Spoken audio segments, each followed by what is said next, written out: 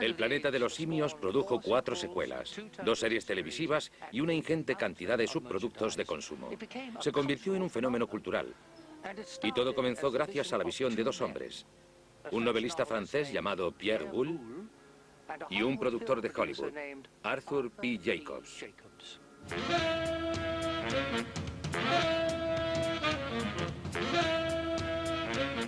Arthur Jacobs, nacido en 1922, comenzó su carrera como mensajero de la Metro-Goldwyn-Mayer en los años 40.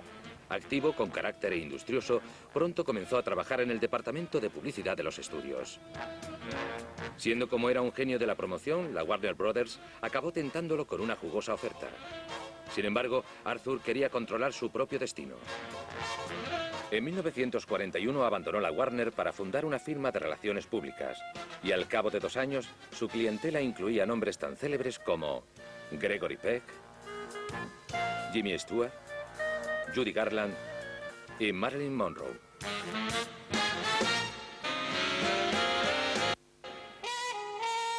Fue precisamente Marilyn quien ayudó a Jacobs en su transición de publicista a productor a comienzos de los años 60. Accedió a protagonizar un proyecto titulado Ella y sus maridos. Sin embargo, antes de que pudiera iniciarse el rodaje, Marilyn murió el 5 de agosto de 1962. Arthur se había quedado sin estrella, aunque no sin resolución. Hi, folks. In case you didn't know it, that's a girl. All girl. Yeah, Shirley MacLaine. Jacobs consiguió realizar su película. What a way to go. El filme se convirtió en uno de los mayores éxitos de taquilla de la Fox de aquel año, 1964. La reputación de Arthur como productor habilidoso y creativo estaba asegurada.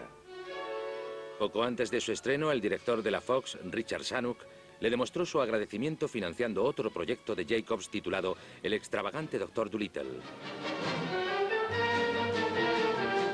Protagonizada por Rex Harrison, la película contenía canciones originales, deslumbrantes efectos especiales, centenares de figurantes y un gran elenco de animales amaestrados.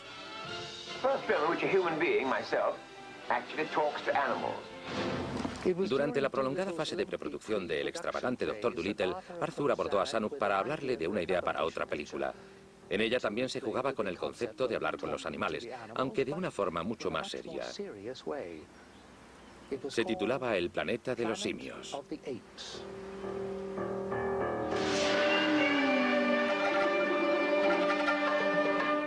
En 1963, Jacobs había adquirido los derechos de una novela titulada La planète des singes, es decir, El planeta de los simios, escrita por uno de los más eminentes autores franceses, Pierre Boulle.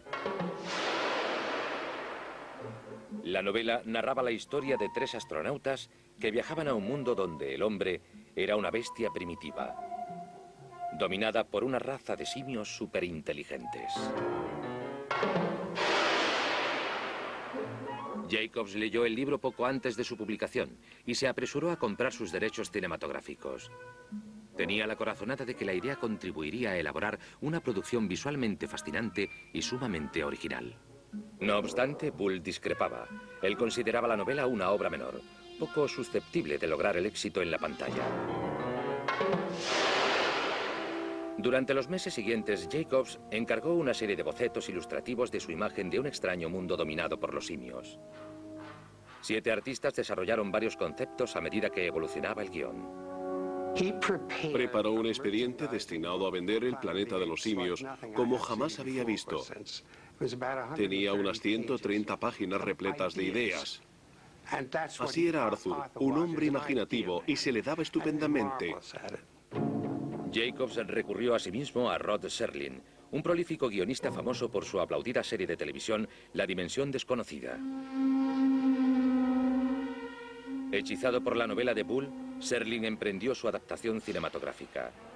No obstante, el reto resultó ser más peliagudo de lo previsto. Al cabo de casi un año había elaborado más de 30 borradores. Con los bosquejos y el guión bajo el brazo, Jacobs se pasó el año siguiente ofreciendo El planeta de los simios a todos los grandes estudios. Pero por donde quiera que fuese, invariablemente recibía la misma respuesta: no.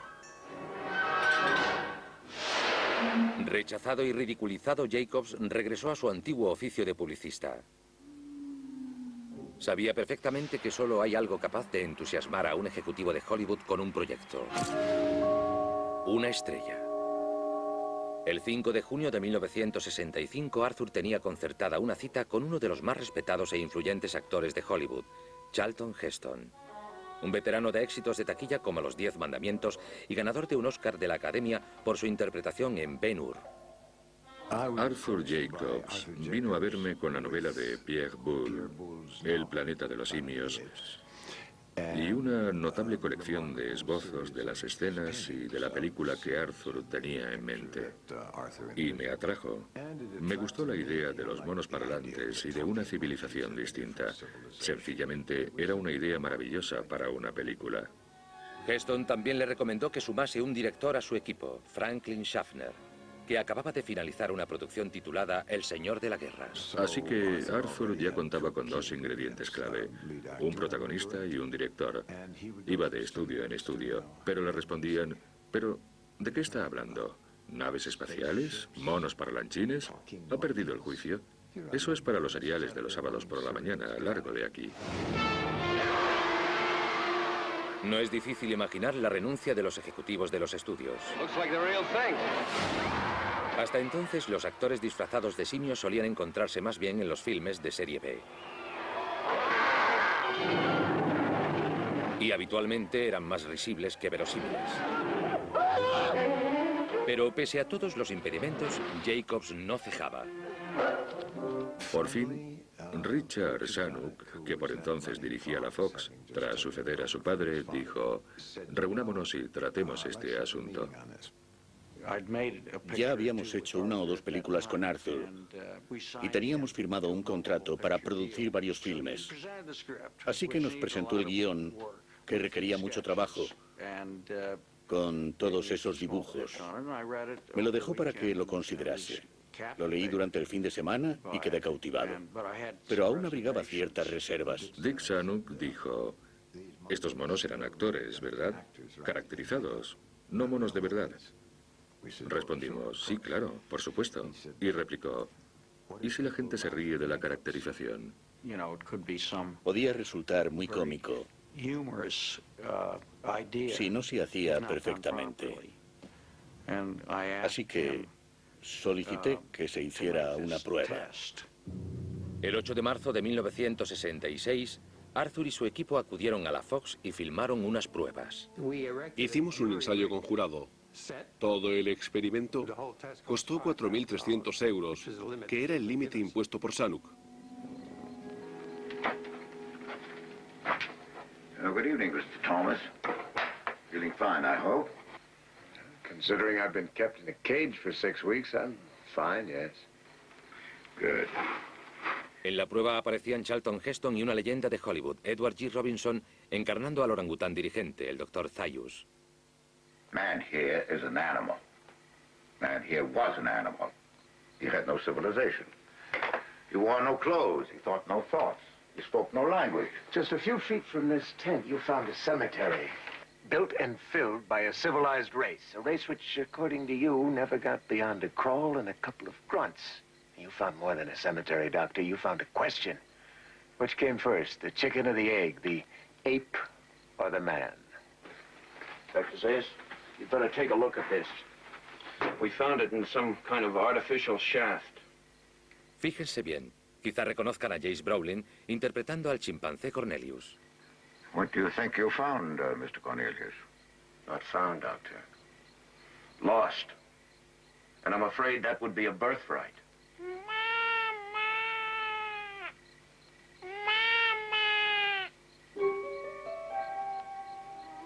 They had a language.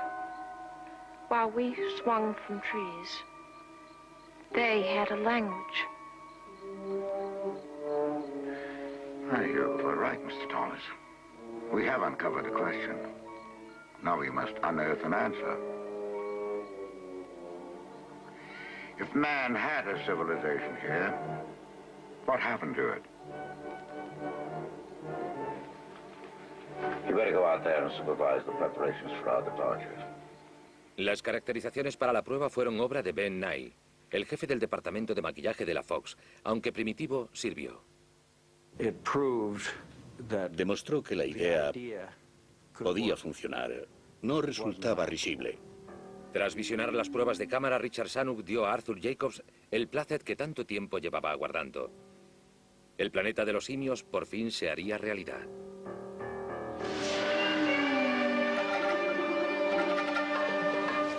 El inicio de la filmación de El planeta de los simios estaba previsto para la primavera de 1967, lo cual daba a los cineastas un margen de tan solo 7 meses para disponer todo lo necesario, un plazo incómodamente corto para una producción tan ambiciosa.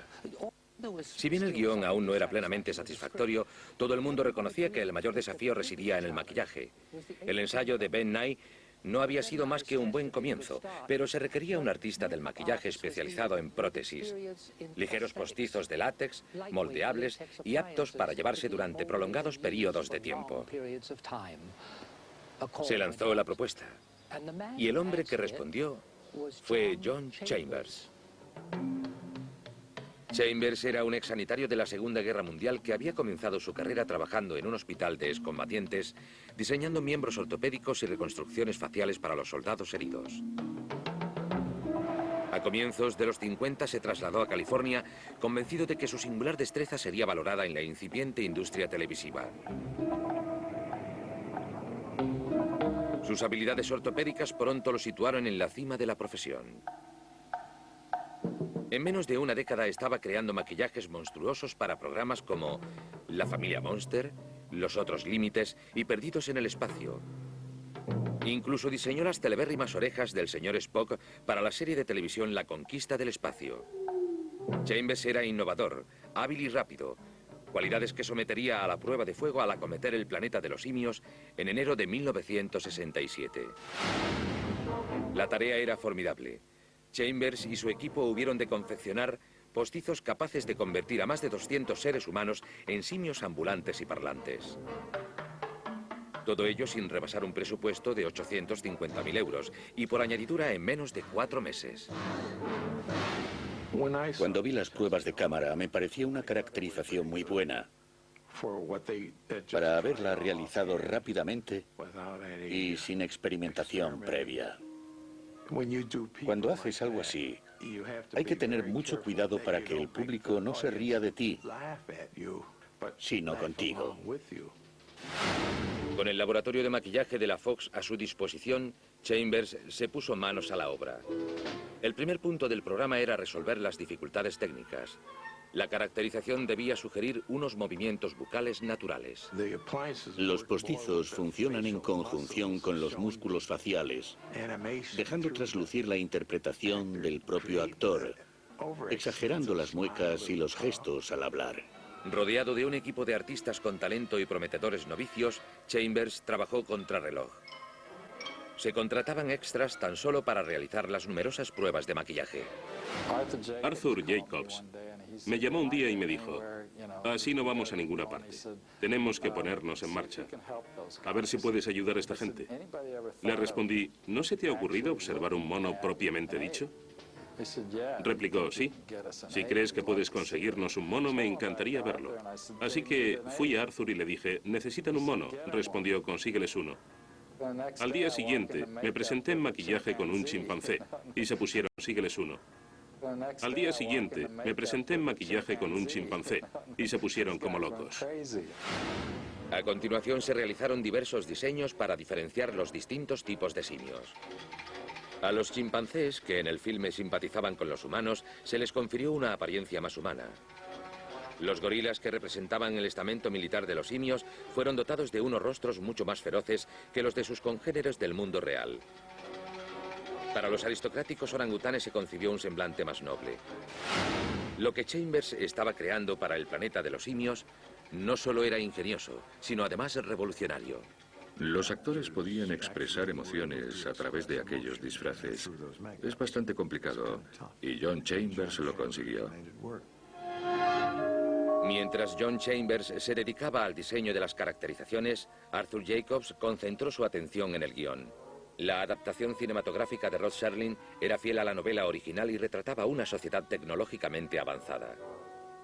Pero el equipo de producción temía que los simios estuviesen demasiado evolucionados. La filmación de sus helicópteros y coches futuristas resultaría demasiado costosa. Los primeros bocetos correspondían a una civilización tecnológicamente muy avanzada, lo cual conllevaba diseñar todo tipo de vehículos espaciales, edificios y demás. Y Frank dijo, no cuento con suficiente presupuesto para esto. ¿Por qué no decimos que se trata de una sociedad muy primitiva, que usa caballos, carros y edificaciones muy rudimentarias? Y eso hicimos. Tras decidirse por una sociedad simiesca más rústica y económica, Jacobs contrató al guionista Michael Wilson. Wilson tenía un Oscar en su haber y había colaborado previamente en la adaptación cinematográfica de la novela de Pierre Boulle, El puente sobre el río Kwai. Michael Wilson elaboró una nueva versión del guión que ya estaba casi bien. Estábamos abordando un tema central de ciencia ficción.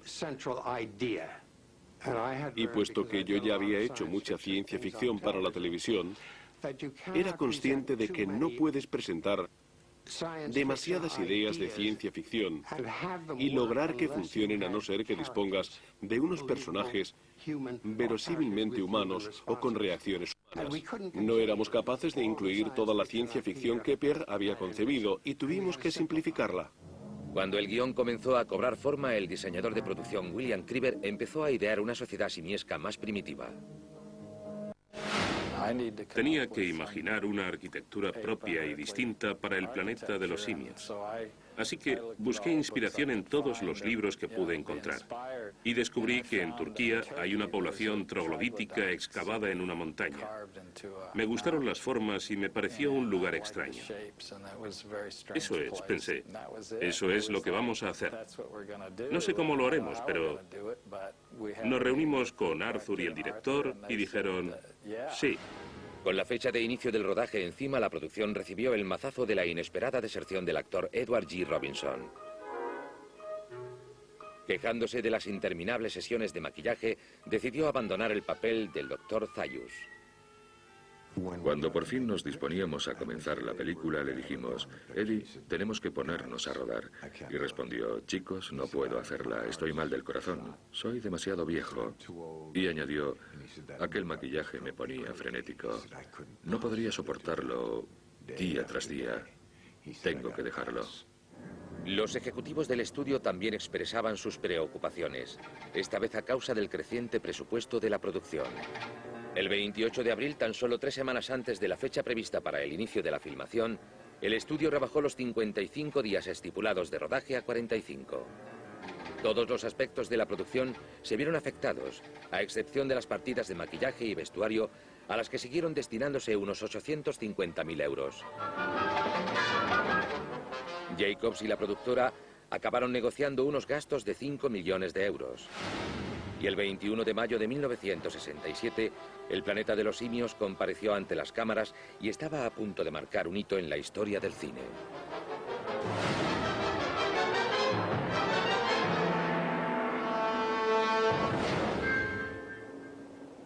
In less than an hour, we'll finish our 6th month out of Cape Kennedy.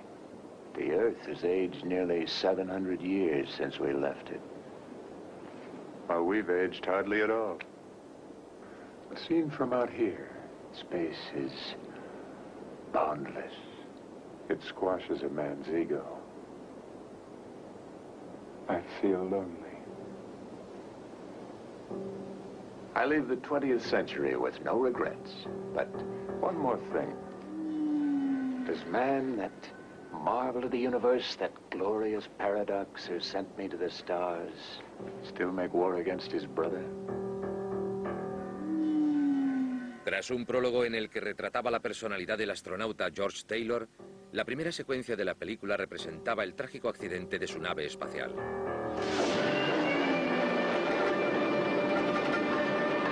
En su afán de conferirle realismo, el director Franklin Schaffner y el diseñador de producción William Kriver optaron por un enfoque visual sencillo aunque efectivo.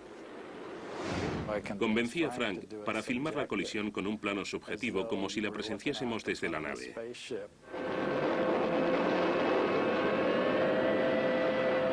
Realizamos el montaje de la caída y el estrépito. ¿Ves? Le impacto contra el agua.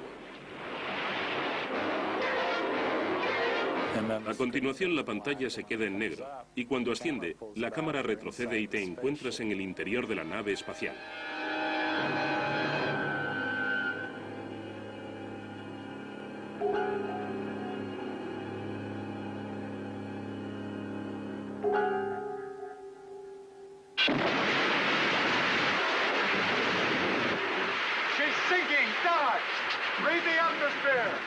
Para mostrar la evacuación de la nave hundiéndose, se construyó en contrachapado una maqueta a escala real del morro de la nave.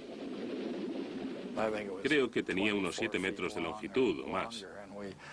La trasladamos al lago Powell y allí la anclamos.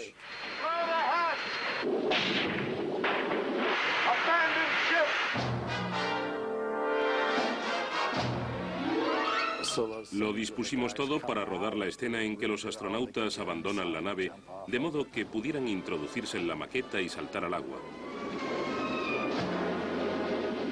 Había 90 metros de profundidad. Para los planos del hundimiento de la nave se emplearon una miniatura y un decorado sumamente minucioso.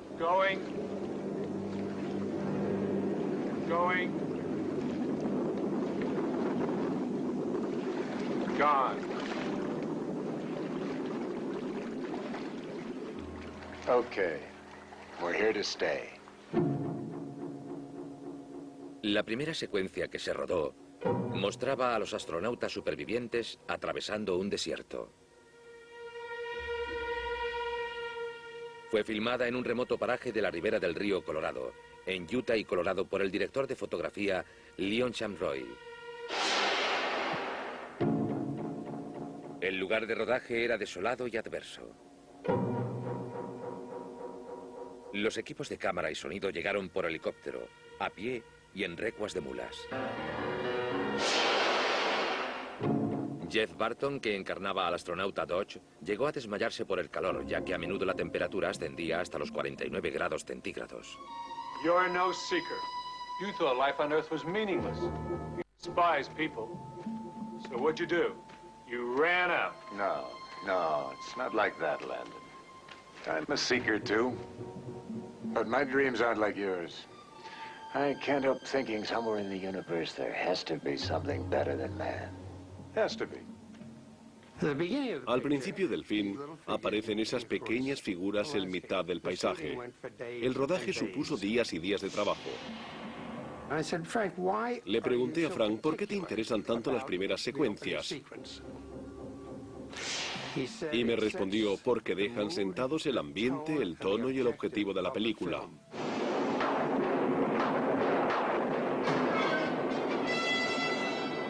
Seguimos adelante, no sabemos a dónde nos dirigimos, no tenemos ni idea de lo que va a suceder. Scarecrows? Let's see.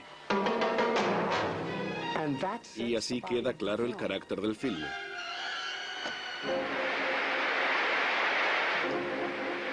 Hell with the scarecrows. La mayor parte del rodaje se llevó a cabo en el rancho de la Fox, donde se filmó esta escena.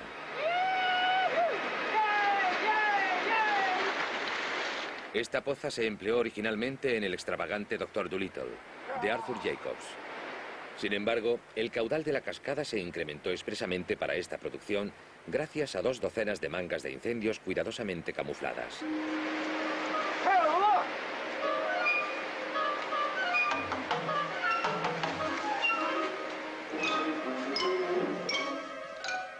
Obviamente tratábamos de mostrar la trayectoria de los astronautas, desde la colisión hasta su llegada a la zona con vegetación.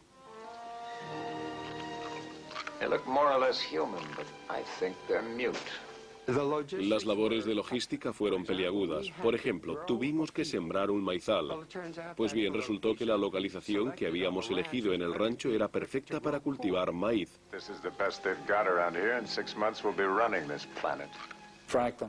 Franklin quería que las matas de maíz alcanzasen 1,80 m de altura. Y solo teníamos unas 10 semanas. Utilizamos aspersores para regar las 24 horas del día. Abonamos el sembrado con un fertilizante especial. Y recurrimos a todo lo imaginable para hacerlo crecer en el escaso tiempo disponible. Unos 3 días antes de comenzar el rodaje teníamos casi 2,5 metros. Así que fuimos a ver a Franklin Schaffner al plató y le dijimos: ¿qué hay, Frank? El maíz ya está. Mide casi 2,5 metros. Respondió: te dije 1,80 m. ¿Y qué hago?, pregunté yo. Siégalo para que mida 1,80 m. Después sonrió y dio una calada a su cigarro. Tenía ese sentido del humor. Destrozó aquel maizal. En el campo de maíz se desarrolla una de las secuencias más impactantes y perturbadoras de la cinta.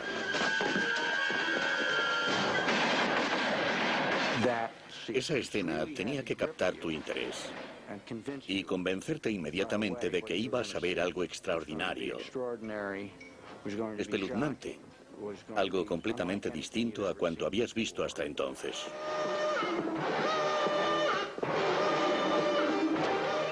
En cuanto vi la forma en que Schaffner iba a filmarla, supe que habíamos acertado con él. Dio en el blanco.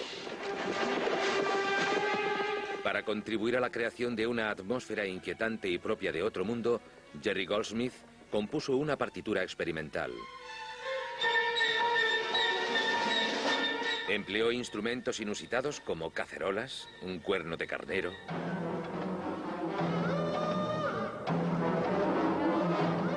y una cuica, capaz de producir 8 sonidos.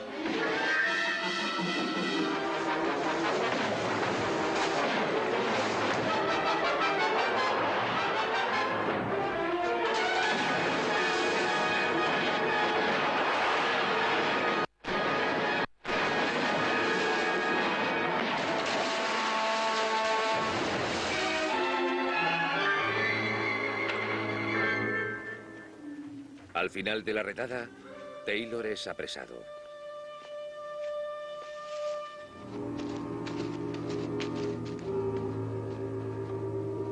Smile.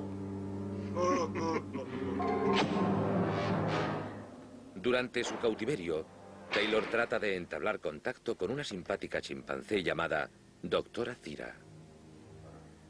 Well, Bright Eyes, is our throat feeling better? That Bright Eyes is remarkable. He keeps trying to form words. You know what they say, human see, human do. Thira, encarnada por Kim Hunter, más conocida por su interpretación de Estela, merecedora de un Oscar en Un tranvía llamado Deseo. Mi representante me envió una copia del guión. Quería saber si me interesaba y si debía tratar de conseguirme el papel. Me pareció fascinante. Finalmente me aceptaron y acudí a Los Ángeles para las pruebas de maquillaje. Supuse que debía dirigirme al departamento de vestuario, pero no, tuve que ir al departamento de John Chambers. Y no podía creerme lo que tuvimos que pasar para conseguir aquel resultado.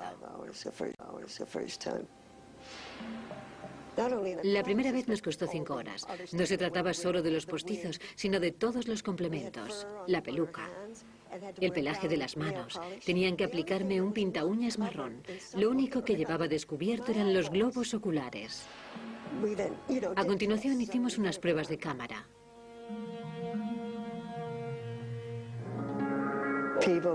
La gente me preguntaba mucho. Siendo actriz, ¿no te importaba que no se te vea?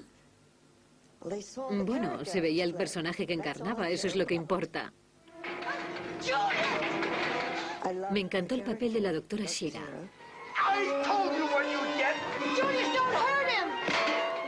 El guión me pareció muy elocuente. Al parecer, todo el mundo teme a las criaturas distintas a nosotros.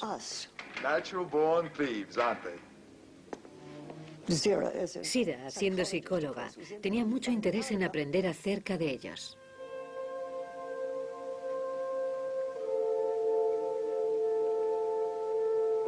Get me a collar and leash. Otro de los simios protagonistas era Cornelius, así denominado en la versión original, un arqueólogo casado con Thira. What about your theory? The existence of someone like Taylor might prove it. Zira, do you want to get my head chopped off? A missing link between the unevolved primate and the ape. Touchy, isn't he? I am not a missing link. Well, if you were a missing link, the sacred scrolls wouldn't be worth their parchment. Well, maybe they're not. Oh, no, thank you. I'm not going to get into that battle. Arthur Jacobs me ofreció el papel de Cornelius a bordo de un avión en el que regresábamos de Londres. Acepté inmediatamente, fascinado por el desafío técnico que suponía actuar tras una complicada caracterización de simio. Recuerdo que Roddy McDowall dijo que el truco para interpretar tras esas máscaras era sobreactuar exagerando los gestos, de modo que estos trascendiesen el maquillaje. Si permitíamos que los postizos dejasen de moverse, comenzaban a aparecer caretas. Todo el mundo se acostumbró a mantenerlos en movimiento perpetuo. Continuamente hacíamos todo tipo de cosas raras con la cara para que no se parasen. Roddy y yo teníamos que besarnos y carecíamos de sentido del tacto. Tuvimos que emplearnos a fondo para dar la impresión de estar besándonos realmente, y ello sin estropear los postizos. Cornelius. Man has no understanding. He can be taught a few simple tricks, nothing more. To suggest that we can learn anything about the simian nature from a study of man is sheer nonsense. Uno de los personajes simiescos más importantes del filme era el Dr. Zaius, el anciano dirigente orangután. A raíz del abandono de Edward G. Robinson, Maurice Evans, un renombrado actor shakespeariano de cine y teatro, heredó su papel. La gente decía, ¿por qué gastáis tanto dinero en actores si no se les ve la cara? Para resultar convincentes y para que la idea surtiese su efecto, necesitábamos grandes actores. El espectador no se esperaba encontrar un elenco así en una película de ciencia ficción. Y creo que aquello sorprendió e impresionó al público. Y por supuesto contribuyó a la credibilidad de la obra. Cuando oyes sus voces, son ellos quienes expresan. Y esa era la clave, unas voces inconfundibles. Man is a nuisance. He eats up his food supplies in the forest, then migrates to our green belts and ravages our crops. The sooner he is exterminated, the better. El papel de Taylor fue uno de los más agotadores de la carrera de Heston. En el planeta de los simios se pasa media película corriendo por ahí semidesnudo, recibiendo golpes de los gorilas. Lo queman, están a punto de practicarle una lobotomía, de castrarlo, y casi lo matan. Charlton Heston no pasa por su mejor momento en el planeta de los simios. Si se fijan en muchas de las primeras películas de Charlton Heston, verán que a menudo da vida a personajes que desbordan la realidad. Es un héroe formidable y la fuerza personificada. Sin embargo, en el planeta de los simios, todo eso se desvanece. La forma en que el espectador se identifica con el protagonista varía. El Charlton Heston heroico, que por descontado siempre salía airoso, de repente se encuentra en una posición mucho más precaria. Así que transmite la idea de que las cosas no son tan seguras y estables como creíamos. Supuestamente los actores debemos ser capaces de afrontar las circunstancias, las implicaciones de cualquier proyecto en que participemos. Pero resultó ser un reto interpretativo desusado, doloroso. Corría aparentemente descalzo, pero llevaba un calzado de goma amoldado a los pies. Y eso me protegía de las espinas. Rodábamos planos en los que yo corría entre arbustos y me arrojaban cosas. Y le dije a Joe Connaught, que era mi doble, ¿te importaría hacer tú este último par de carreras? Respondió, no. Pregunté, ¿cómo que no? Y replicó, llevas toda la tarde corriendo entre ortigas. Y así era. Ya verás mañana, me dijo. Y vaya si lo vi. Exhausto por el implacable plan de rodaje y los extremos climáticos que hubo de soportar, Heston cogió una fuerte gripe justo antes de filmar esta secuencia.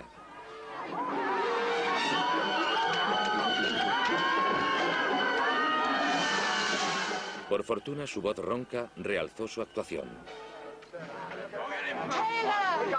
Why did you run away? Security police. I'm in charge of this man. No longer, madam. He is now in the custody of the Ministry of Science. Take your stinking paws off me, you damn dirty ape!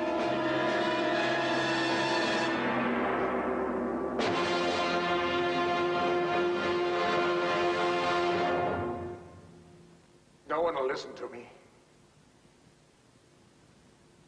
Only you. You. Nova. You. Nova. No. Yeah, me Tarzan, you Jane. El papel de Nova, la compañera de Taylor, recayó en la encantadora Linda Harrison. Linda era una antigua reina de la belleza que aparecía en las pruebas de cámara interpretando el papel de Cira. Tenía un contrato con la Fox. Y además salía con el director del estudio, Richard Zanuck. Me dijo, creo que podría haber algún papel para ti en este filme. Así que finalmente me dieron el personaje de Nova. Todos los involucrados en el proyecto eran conscientes de que era una neófita. Tenía 22 años, así que se hicieron cargo de mí. Puesto que no tenía mucha experiencia interpretativa, creo que abordé el papel de forma instintiva. Pensé en los instintos animales. La manera en que debía moverme y reaccionar debía ser similar a la de los animales, con recelo. Y al parecer eso era lo que el director quería. Shut up, you freak! Surely you're you. I said shut up! It's a madhouse! A madhouse! La ciudad de los simios y sus alrededores se levantaron en el rancho de la Fox en Malibú. El poliuretano apenas comenzaba a emplearse en la industria cinematográfica y esta técnica nos permitió aplicar la espuma, moldearla y esculpirla. Así que concebimos un método para tallar los edificios por medio de una varilla metálica incandescente y darles forma. Después, cubríamos el edificio con cartón y, desde dentro, aplicábamos de nuevo la espuma sobre el cartón, dejábamos que se secara y retirábamos el cartón. De este modo conseguíamos una especie de cemento, aunque con formas caprichosas. Recuerdo que un año o dos antes había leído un artículo del Instituto Tecnológico de Massachusetts sobre el desarrollo de este sistema y nosotros ya lo estábamos utilizando en el cine.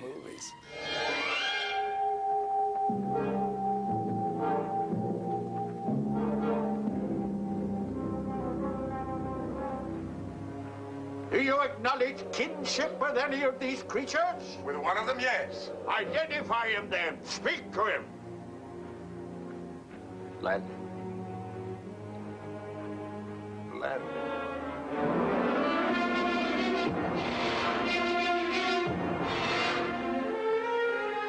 did it.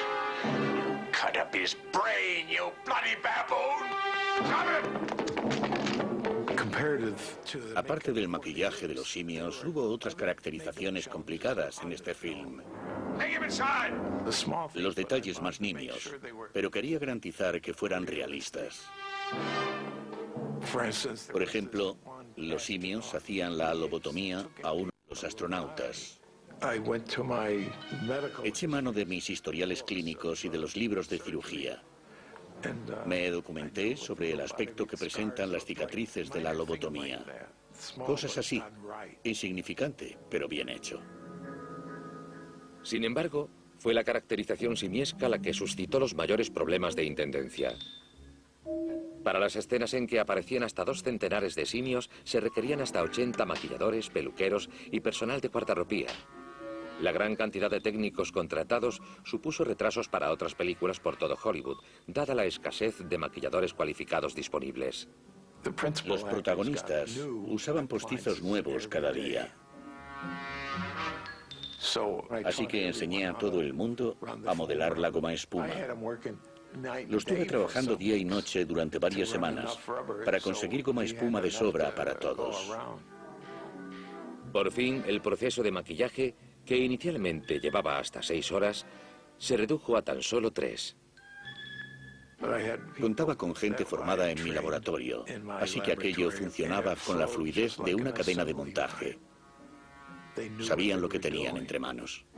Los actores se encerraban en remolques refrigerados a fin de preservar los postizos entre plano y plano.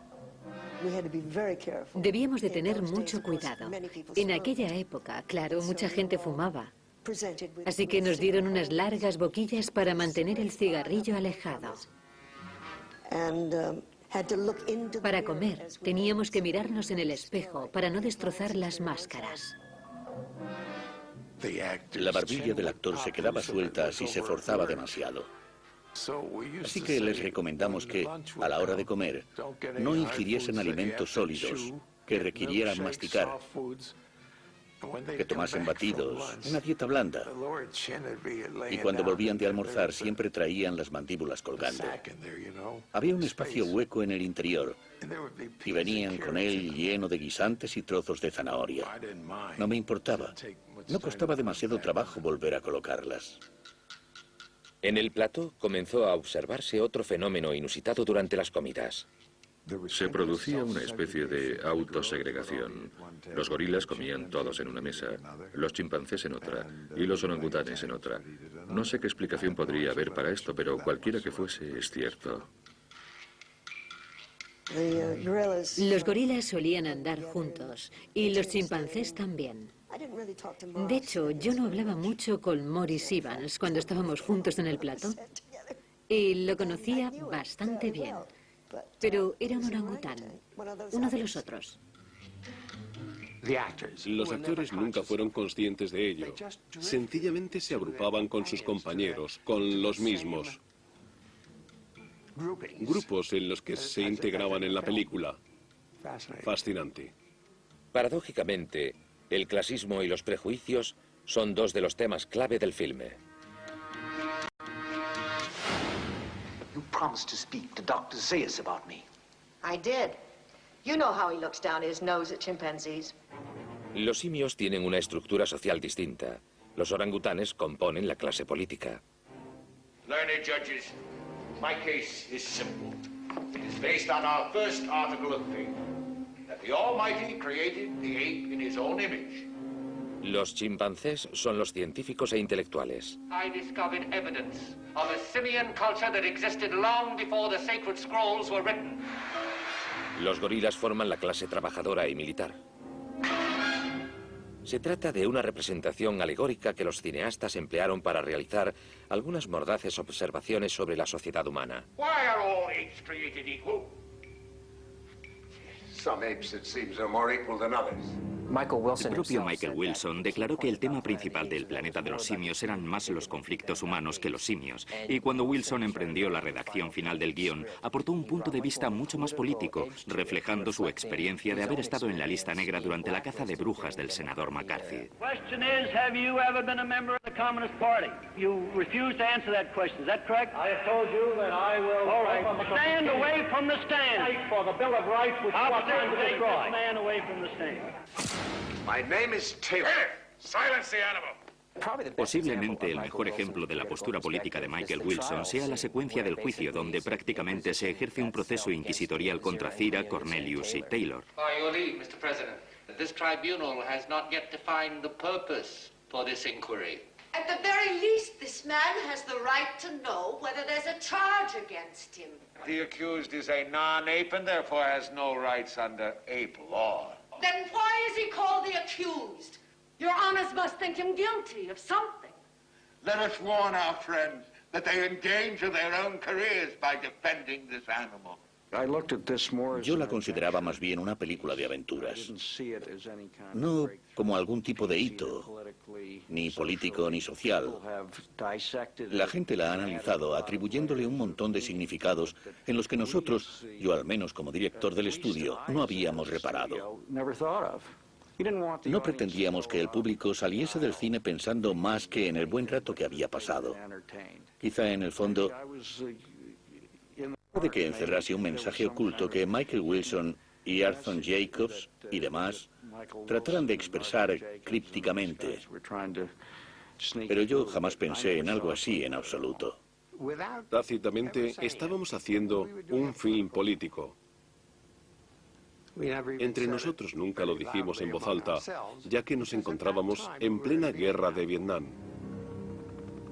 Y lo último que quería el estudio era una película política.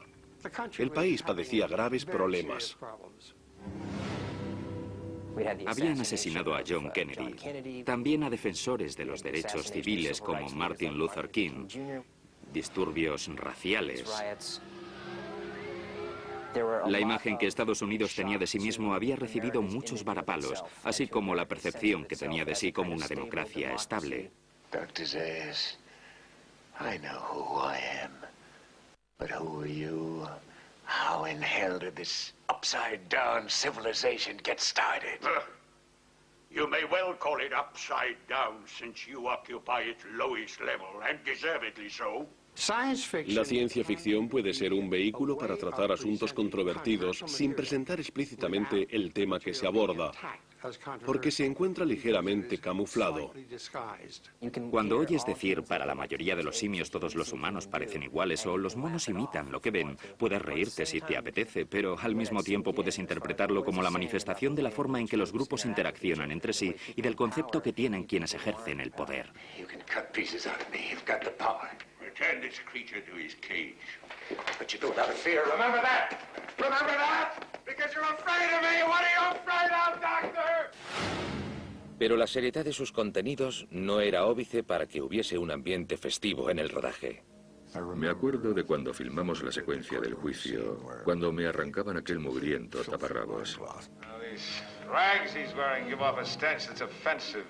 Creo que aquel fue mi primer desnudo. Mientras hacían los preparativos para rodar, una de las chicas que repartían el café pasó por detrás de mí y dijo: «Vaya buen culo». Los eléctricos nos llamaban monos. Se mofaban de nosotros ofreciéndonos plátanos. Durante aquel rodaje llegué a detestar los plátanos. Un día sucedió una anécdota famosa. Los gorilas se maquillaban en el estudio y a continuación se desplazaban al rancho de la Fox en una furgoneta. Y un día uno de ellos suplantó al conductor, a quien colocaron en el asiento de atrás. ¿Se imaginan un gorila conduciendo una furgoneta por la autopista del Pacífico abajo, parando el tráfico? Una broma improvisada entre Charlton Heston y Franklin Schaffner en pleno rodaje dio como resultado una de las escenas más célebres del filme. Well, let us assume that the prisoner's story is false.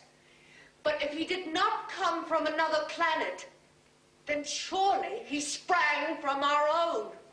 Filmando esta secuencia, Heston sugirió en broma al director que el Tribunal de Simios podía escenificar el viejo cliché de los tres monos sabios. No veo, no oigo, no hablo. I have found no physiological defect to explain why humans are mute. Objection! Sustained! Their speech organs are adequate. The flaw lies not in anatomy, but in the brain. Objection! Sustained! Frank me abordó un día y me dijo: «Quiero que veas una cosa». Se trataba de la comparecencia ante los tres jueces. Y claro está, cuando los ejecutivos lo vieron dijeron: «Dios mío». Y Frank dijo: «¿Os parece que nos hemos pasado?». Por supuesto, acabó apareciendo en el montaje definitivo. Schaffner tenía un concepto muy específico de la cinta, y su éxito se debe fundamentalmente a sus considerables aptitudes como director. Era un visionario. Era un director subestimado. En realidad, este fue su primer paso hacia adelante. Lo cierto es que nos arriesgamos con él, dado que no había hecho nada importante. Al menos yo no había visto nada que pudiese indicar que le daría ese enfoque y ese sentido. Y la verdad es que de eso se trata. Me explico. Hay muchos directores técnicamente competentes, pero carecen de perspectiva o de entusiasmo. Y él no.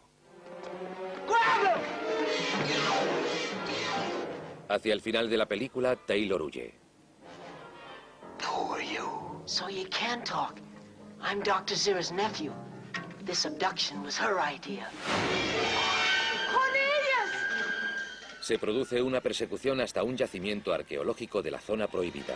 Lucius, don't fire at them. You're all under the arrest. If there's any more shooting, Dr. Zayas, you'll be the first to go. You can count on it. Allí se descubre algo asombroso. Algo que pone en entredicho el papel dominante de los simios. You say these things were found at the same level as that doll? Whoever owned him must have been in pretty bad shape. He wore false teeth and eyeglasses. I don't say he was a man like I knew at home, but he must have been a close relative because he had all the same weaknesses. He was a weak, fragile animal. But he was here before you. And he was better than you are. That's lunacy.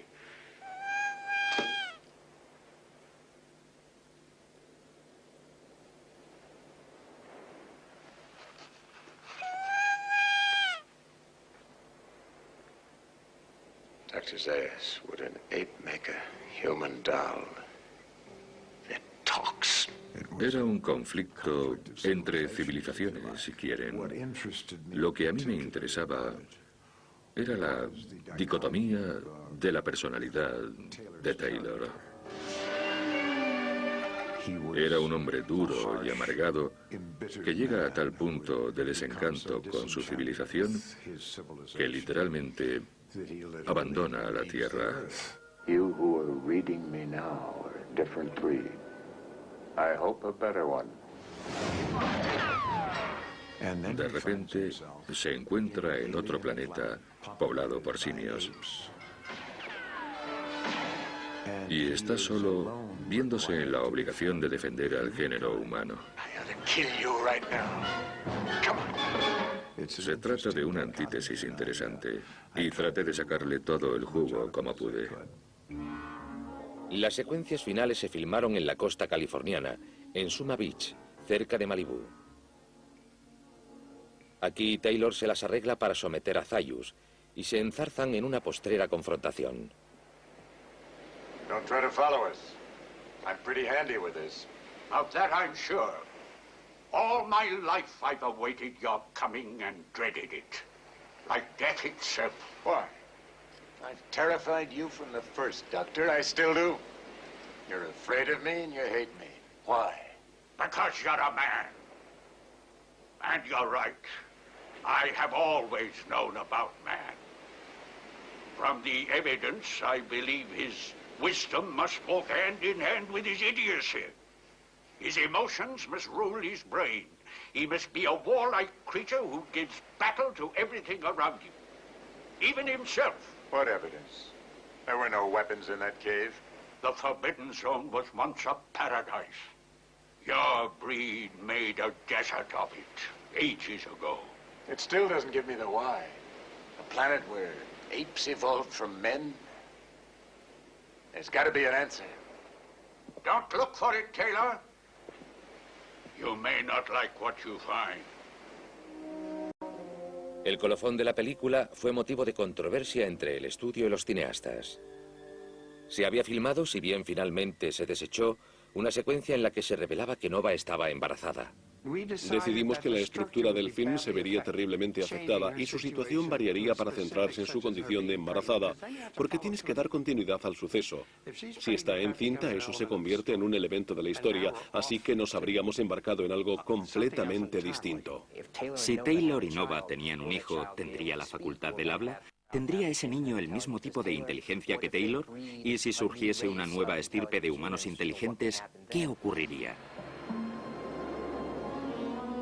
Pero all the time it was... We finally really did it. You maniacs! You blew it up! Oh, damn you! God damn!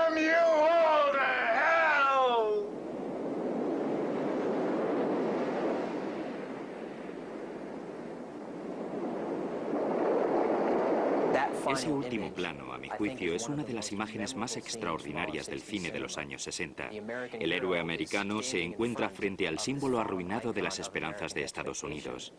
Y en realidad nos habla de todas las aspiraciones de Estados Unidos, de la imagen que teníamos de nosotros mismos como defensores de la libertad y vigías de Occidente. Ahora todo eso ha quedado destruido literalmente, está en ruinas.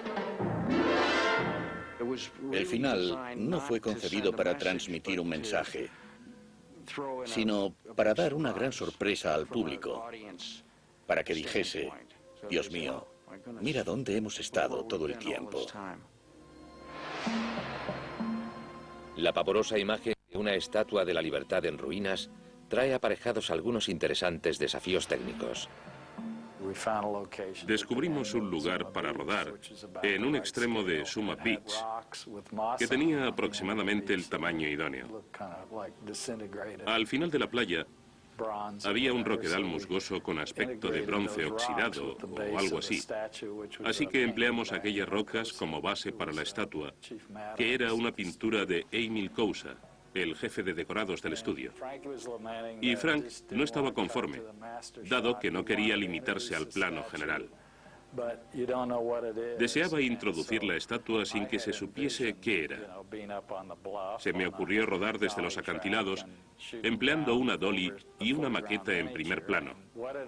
Aquello supuso erigir la cabeza y la antorcha con un tamaño de la mitad del real. Hubo que levantar una torre de más de 20 metros para obtener la perspectiva deseada. Liam Chamroy era el director de fotografía y tenía cerca de 70 años. Cuando vio aquella torre de más de 20 metros dijo, yo no me subo ahí. De modo que no se subió. Y el primer ayudante de dirección padecía acrofobia.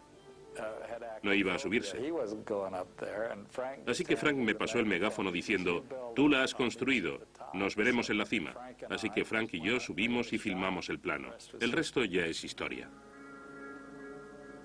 El rodaje finalizó el 10 de agosto de 1967, dentro del plazo estipulado y sin excederse del presupuesto.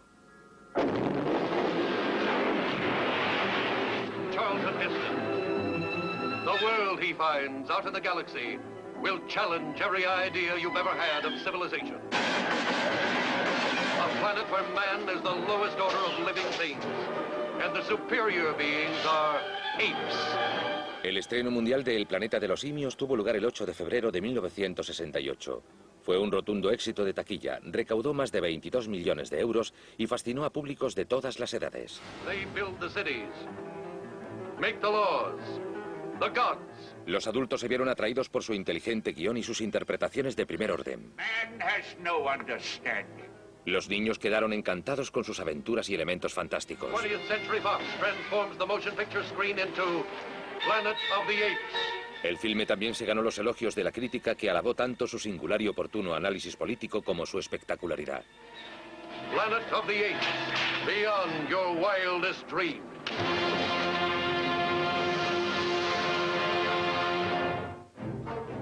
El planeta de los simios recibió 2 nominaciones al Oscar: Mejor Diseño de Vestuario y Mejor Banda Sonora Original.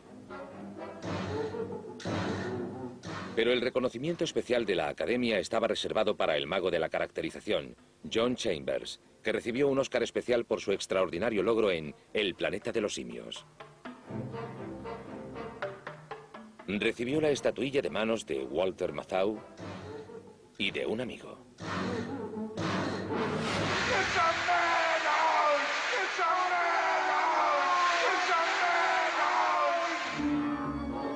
El planeta de los simios había alcanzado unas cotas de éxito que nadie podría haber pronosticado. Se convirtió oficialmente en un fenómeno. Y cuando el interés del público alcanzó su clímax, se convocó una reunión en la 20th Century Fox en la que comparecieron los productores y los eufóricos ejecutivos del estudio. Stan Huff, el director de producción, dice, tenéis que hacer una segunda parte. Yo respondo, Stan, no hay manera de hacer una secuela, ya no hay a dónde ir, no quiero tener que ir a Marte. Replicó, tenéis que encontrar la forma. Jamás había pensado en una segunda parte. En los tiempos del planeta de los simios, las secuelas no eran algo muy común, o nada en absoluto. Pero en aquella época, la 20th Century Fox concibió la idea de aprovechar el éxito de la primera parte. Puesto que la idea de producir una continuación era ya inevitable, los productores se encararon con un reto imposible. La Estatua de la Libertad semienterrada se había convertido en un hito cinematográfico y cultural, y su sombra era muy alargada. ¿Cómo ir más allá del carácter apocalíptico del filme? ¿Cómo ir más allá de El planeta de los simios? Dado que el estudio presionaba cada vez más para que se realizase una segunda entrega, Jacobs recurrió a dos de los hombres que habían contribuido al gran éxito de la primera parte, Rod Serling y Pierre Boulle. Durante los meses siguientes ambos aportaron una amplia variedad de propuestas. Jacobs las rechazó todas, considerando que no producirían el impacto visual que había catapultado al éxito a la película original.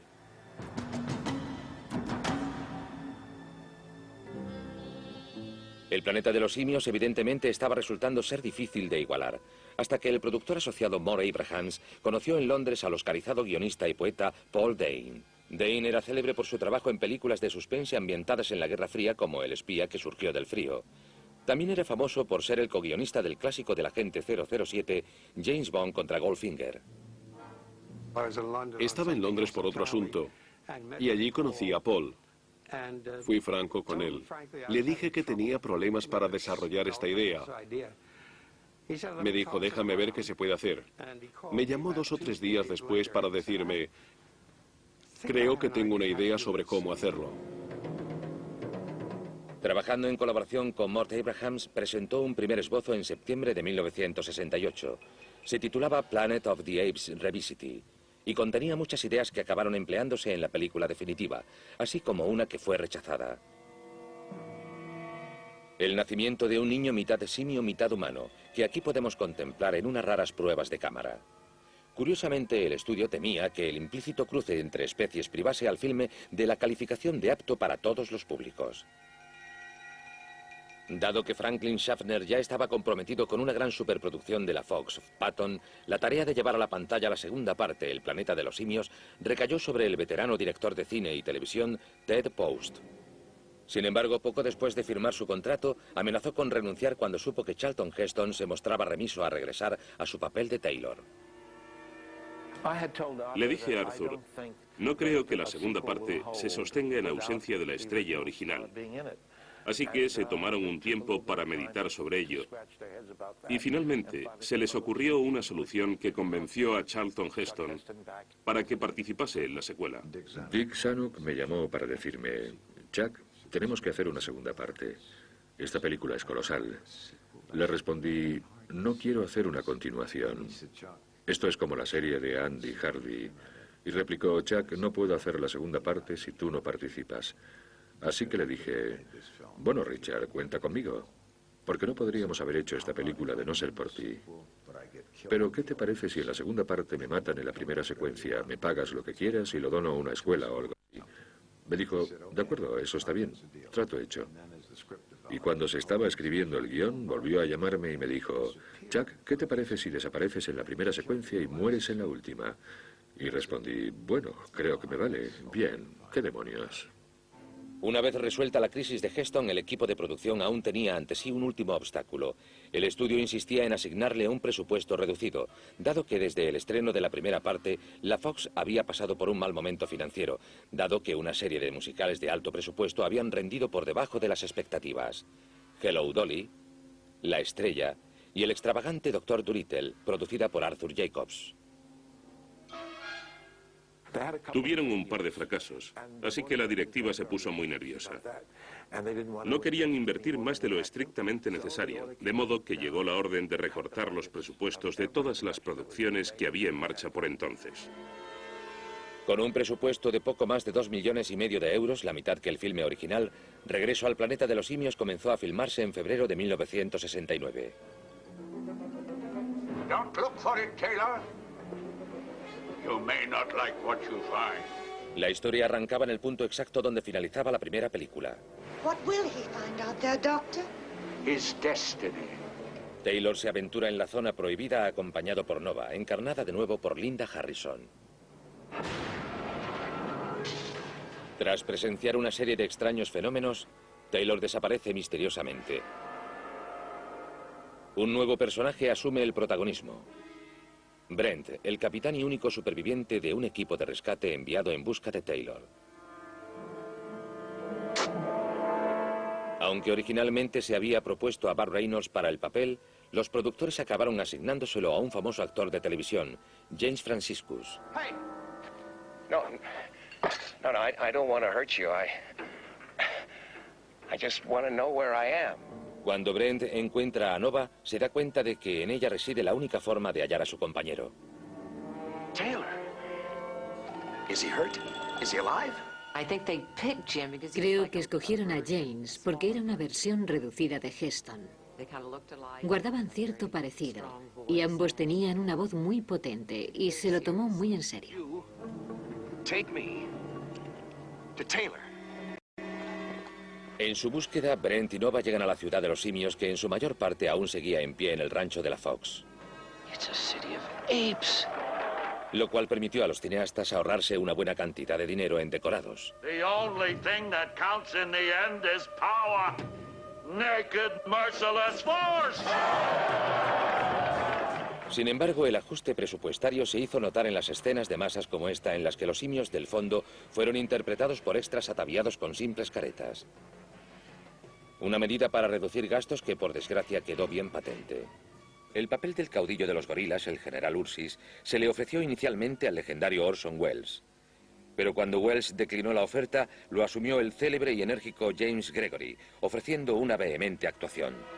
The only good human is a dead human. Nova lleva a Brent a la ciudad, y allí el público se reencuentra con algunos rostros familiares, como Cira, una vez más encarnada por King Hunter. ¿Taylor? No, not Taylor. My name's Brent. You talked. Y el Dr. Zaius, interpretado por Maurice Evans. As Minister of Science, it is my duty to find out whether some other form of life exists. Where are you going? Into the Forbidden Zone with Ursus. Pero quiso el destino que, por aquella época, yo estuviese dirigiendo una película en Inglaterra, lo cual me impidió regresar a mi papel de Cornelius. El personaje recayó sobre el actor británico David Watson. Con la ayuda de un poco de maquillaje se esperaba que el público no notase la diferencia. If you are caught by the gorillas, you must remember one thing. What's that? Never to speak. Cuando Brent y Nova se internan en el subsuelo en busca de Taylor, los cineastas confiaban en ofrecer al espectador un impacto visual aún mayor que el producido por la Estatua de la Libertad semisepultada. Su solución, enterrar toda la ciudad de Nueva York. Nos salió casi gratis. Entresaqué algunas fotos de unos libros y busqué ángulos que pudieran servirnos. Escribí a la delegación del estudio en Nueva York y les pedí que tomaran esas mismas fotografías. Hicimos unas grandes ampliaciones. La recortamos con una cuchilla y por último la retocó el decorador. Así es como filmamos los planos con decorados. En la ciudad olvidada, Brent y Nova descubren una civilización mutante, genéticamente alterada, dotada de poderes telepáticos. Your lips don't move, but I can hear. I know what you're thinking. A fin de abaratar costes, esta secuencia se rodó reutilizando un decorado que previamente se había empleado en Hello, Dolly, también de la Fox. Oh, wait a minute. I can't understand you. A propósito, esta es Natalie Trandin, en el papel de una mutante, Albina. En la vida real era la esposa de Arthur Jacobs. Are we to understand that you were in the City of the Apes? You're talking. Well, certainly we can talk. It's a rather primitive accomplishment. We use it when we must. When we sing to our God.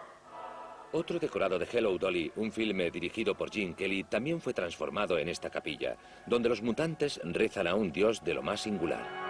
The heavens declare the glory of the bomb, and the firmament showeth his handiwork. I reveal my inmost self unto my God. La sociedad mutante supuso nuevos y excepcionales retos para el director Ted Post y el diseñador de caracterizaciones John Chambers. Los tejidos tenían que aparecer destruidos por la exposición a la radiación nuclear. El desafío residía en decidir hasta qué punto recreábamos su mutación. Cuando fui a la sala de maquillaje, me mostraron todos los rostros que tenían en mente, y los mutantes presentaban un solo ojo de cíclope, 3 ojos, una oreja aquí, otra oreja allí. Todo estaba trastocado, destruido e inconexo, y me pareció terrible. Así que eché mano de la anatomía de Gray y vi una cara despojada de la epidermis. Vi la dermis con los vasos sanguíneos y los nervios.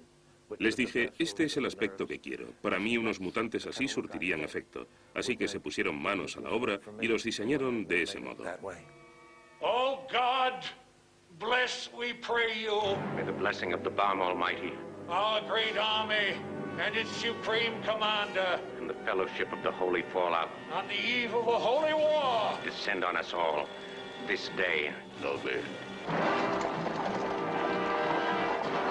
La sutil sátira social de la primera parte de la saga dio paso a una crítica política más declarada y directa, cuando los simios se disponen a llevar a cabo una invasión militar de la zona prohibida. Es la expresión de una guerra innecesaria a la que se ve abocada la gente. Una guerra a la que se oponen los jóvenes y buena parte de los intelectuales, pero respaldada por la élite política. En una secuencia aparece una manifestación de chimpancés, y estos portan pancartas que dicen algo muy parecido a lo que se veía en las concentraciones en contra de la guerra de Vietnam. La crítica política no es nada soterrada, sino que se establece un paralelismo muy evidente con lo que sucedía en Estados Unidos en aquel tiempo. Finalmente, los simios declaran la guerra y se entabla una batalla entre la inteligencia y la fuerza.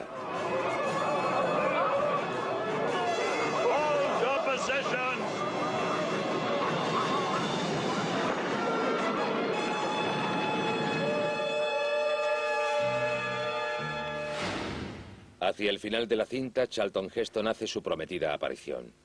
Taylor. You're Brent. My God, Taylor. Y a medida que se desarrolla la encarnizada batalla entre simios y mutantes, la acción se dirige hacia su apocalíptica y espectacular conclusión.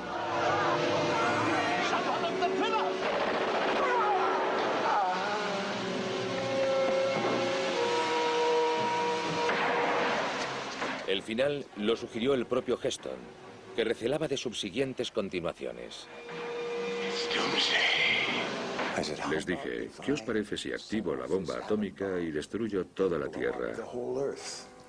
Y respondieron, muy bueno. man is evil, capable of nothing but destruction. Pensé, así se acabarán las secuelas.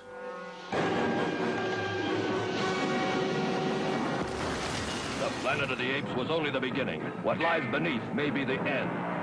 A su estreno el 26 de mayo de 1970, Regreso al planeta de los simios suscitó todo tipo de reacciones. The guerrilla war machine is on the march. Human mutants strike back with new frightening weapons of the mind. No obstante, su éxito de taquilla fue indiscutible. El filme recaudó 12 millones de euros, casi el quíntuple de los costes de producción. Can a planet long endure half ape, half human? The answer lies beneath the Planet of the Apes. Rated G. Yo diría que obtuvimos un éxito moderado. No sé si aquello era todo cuanto podíamos conseguir, pero creo que sí. Y con esto no pretendo minimizar el proyecto. Pero afuera de ser sincero, la sorpresa de la primera parte era imposible de igualar. Con Regreso al planeta de los simios, la saga parecía haber llegado a su lógica conclusión. Las profecías de los rollos sagrados de los simios se habían cumplido. La bestia humana había hecho uso de su definitiva arma de destrucción. Sin embargo, a los 4 meses de su estreno, el guionista Paul Dane recibió un telegrama de Arthur Jacobs. Simios existen. Necesitamos continuación. Dane se enfrentó a una tarea aparentemente imposible. ¿Cómo continuar tras haber destruido el mundo? Devanándose los sesos para dar solución al problema de crear una tercera aventura en el planeta de los simios, Paul Dane se acordó de la nave espacial de Taylor que aparecía en la primera parte.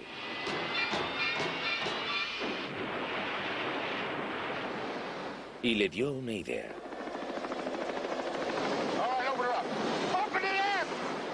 ¿Y si antes de la destrucción del mundo en Regreso al planeta de los simios, la nave hundida se hubiera rescatado y reparado? Ahora la historia podía continuar. Haciendo retroceder en el tiempo a los simios y gracias a la magia de la ciencia ficción, eso es precisamente lo que sucede en Huida del planeta de los simios. Esta vez sí pude asumir de nuevo el papel de Cornelius, y Kim Hunter también regresó encarnando a mi esposa Cira. En aquel viaje nos acompañaba un tercer simio, el Dr. Milo. Este papel lo interpretaba Sal Mineo, un actor muy aplaudido por su trabajo en Rebelde sin causa. El tener tan solo 3 simios era algo muy inteligente desde el punto de vista narrativo y económico. La cantidad de caracterizaciones se redujo considerablemente, de modo que no hubo problemas para trabajar sin excederse del presupuesto de poco más de 2 millones de euros. Puesto que la segunda parte no obtuvo los mismos resultados económicos que la primera, posiblemente la tercera no alcanzaría los beneficios de la segunda, así que tuvimos que fijarnos unos objetivos más limitados, que es lo que en realidad tratamos de hacer. La filmación comenzó el 30 de noviembre de 1970 bajo las órdenes del director Don Taylor.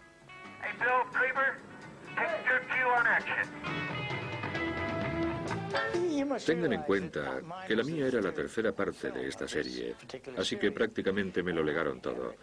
Heredé los 2 actores, Rod y Kim, que ya habían aparecido.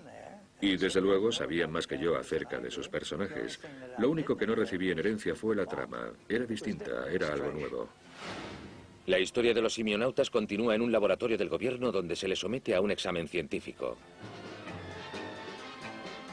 Los 2 psiquiatras fueron encarnados por Bradford Dillman y Natalie Tranding, la cual aparecía por segunda vez en un filme de la serie.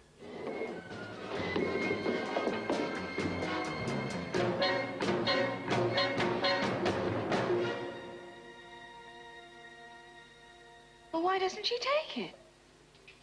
Because I loathe bananas. Zira! I don't believe it. Use your heads and start thinking. Now that they know we can speak, how much will we tell them?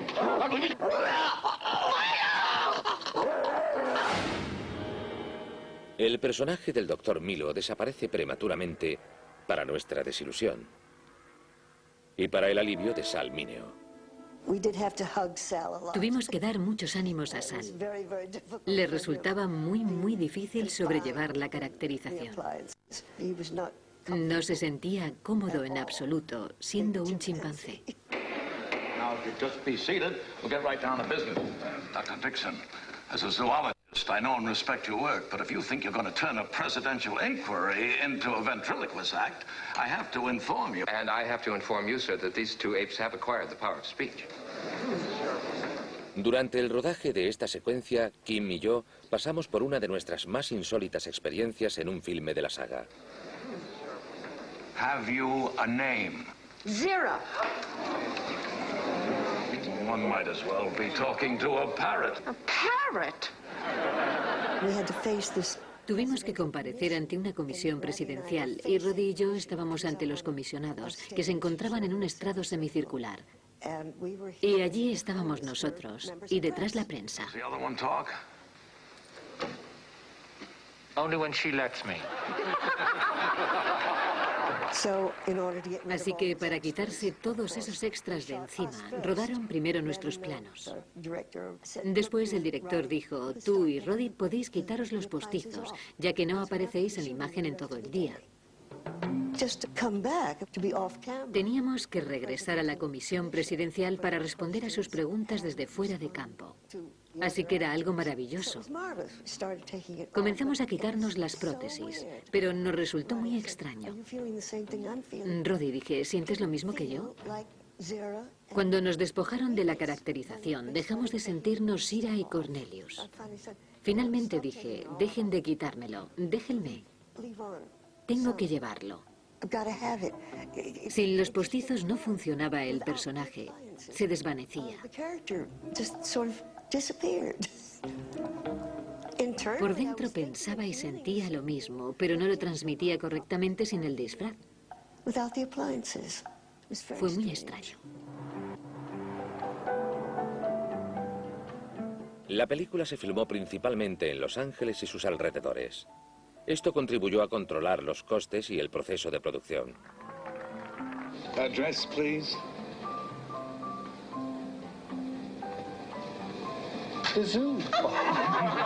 También nos dio la oportunidad de crear algunos de los momentos más memorables de la película, como cuando Cornelius y Zira se convierten en un fenómeno mediático. Dr. Cornelius, tell me, how do you find our women? Very human. Muchas escenas se inspiraban en pasajes de la novela original de Pierre Boulle.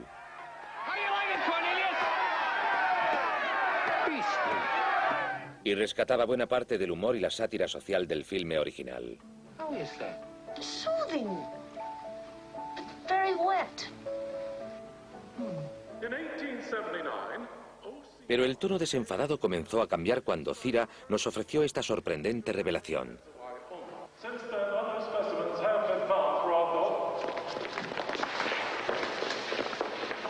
Must have been the shock. Shock my foot. I'm pregnant. Finalmente, los funcionarios del gobierno, atemorizados, confinan a los simios. Vera. They made me tell them everything, Cornelius. We can't live with lies. After this, I doubt we shall be allowed to live at all. So you have evidence, Mr. President, that one day talking apes will dominate this earth? Now, what do you expect me to do about it? Alter what you believe to be the course of the future by slaughtering 2 innocents? Or rather 3, now that one of them is pregnant. Herod tried that, and Christ survived. Do you want them and their progeny to dominate the world, Mr. President? The Commission unanimously recommends that the birth of the female ape's unborn child should be prevented. Savages. They are savages. Se trata de un giro sustancial para la serie, ya que ahora los simios son los principales protagonistas y los humanos sus antagonistas. Zira y Cornelius son intrusos en una tierra extraña. Es una especie de inversión de la situación de Taylor. They treated you like dirt. Ma'am, sir, chow time. You better drink your soup and eat the oranges for the sake of that little monkey you got. The apes have killed their orderly. Where are they? On the run. Now they've killed. And for that they must be killed. Puesto que han retrocedido a la época actual, la atención se aleja del futuro para centrarse en el presente, en el aquí y en el ahora. Cornelius, what have you done? Stevie, I didn't mean to kill him. Please believe me. I do, Cornelius, I do, but they won't. De ese modo es posible dirigirse mucho más directamente a los Estados Unidos de la época. Don't worry, we'll catch him sooner or later. That's what I'm worried about later. Later we'll do something about pollution. Later we'll do something about the population explosion. Later we'll do something about the nuclear war. We think we got all the time in the world. How much time has the world got? I think my pains have begun. Let me get this straight. You are asking me to risk imprisonment for the sake of 2 fugitive apes? Well, the answer is 1,000 times yes. Cornelius y Zira encuentran un refugio provisional en un circo ambulante. Oh, look at Heloise. She's showing an expectant mother what to expect. Mama. Mama. Zira. I'm getting into practice. El comprensivo dueño del circo, Armando, fue encarnado por Ricardo Montalbán. Me identifico muchísimo con la compasión que muestra este hombre por estas mal llamadas bestias, que eran sumamente bondadosas, maravillosas y amables.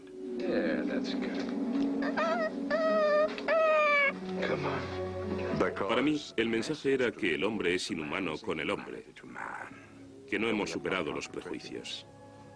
¿Venceremos algún día nuestros prejuicios? Es un tema muy impactante. You have done enough to make us grateful to you forever. I did it because I like chimpanzees best of all apes.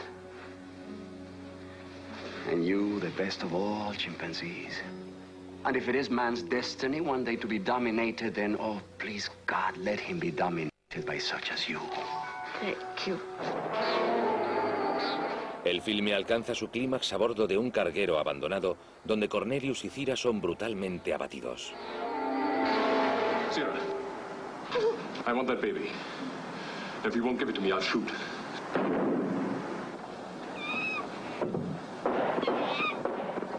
My God, stop him! Para mí, lo más interesante de la saga de El planeta de los simios es que los finales no eran nada felices. Pero una película de ciencia ficción te da más margen para expresar ciertas ideas. Así que el público acepta el final desgraciado, porque resulta creíble. Su fin no era entristecerte. Sencillamente, así son las cosas. Es una historia de amor. Tanto Paul Dane como yo convinimos en esto. Yo dije, esto es una historia de amor. Y él me respondió, eso es lo que he escrito. Y las historias de amor siempre acaban mal, o la mayoría. Por eso son historias de amor. Así que ahí la tienen. El colofón de la película había suscitado una gran controversia entre los miembros del equipo de producción. La cuestión era, ¿y si el estudio nos pide otra secuela? All hands on the guy lines. Drop the bell ring. Come on, let's go.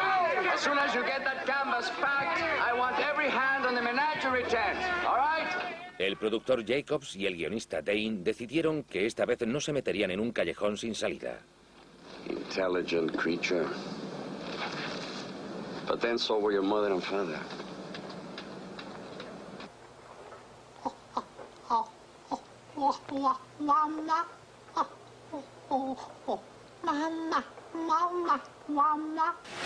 Escape from the planet of the apes. Their adventures are completely fresh, completely new.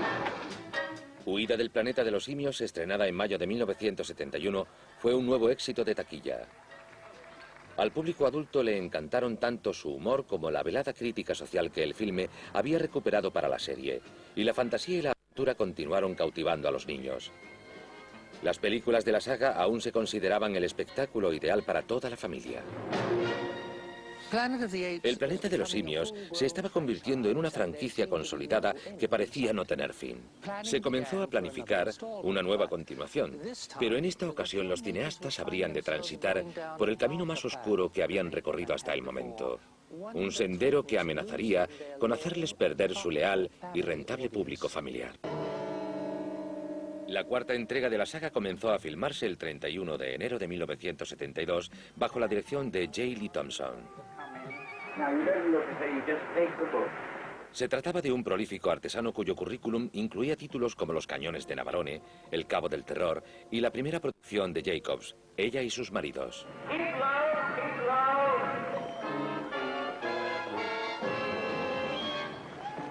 Una vez más, el guión fue obra de Paul Dane. Su título era La rebelión de los simios. La acción se sitúa en una ciudad futurista gobernada por un opresivo estado policial.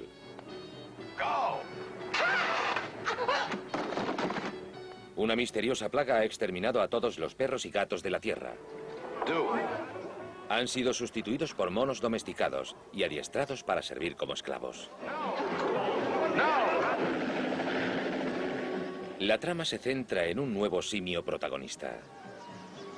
You have authorization to dress him like that? Oh, yes, sir. Es César, el hijo de Cornelius y Cira, ya en la edad adulta. Circus ape, huh? Circus is their past history. Not while I live and breathe. All right, Senor Armando. Go ahead. Thank you. Come.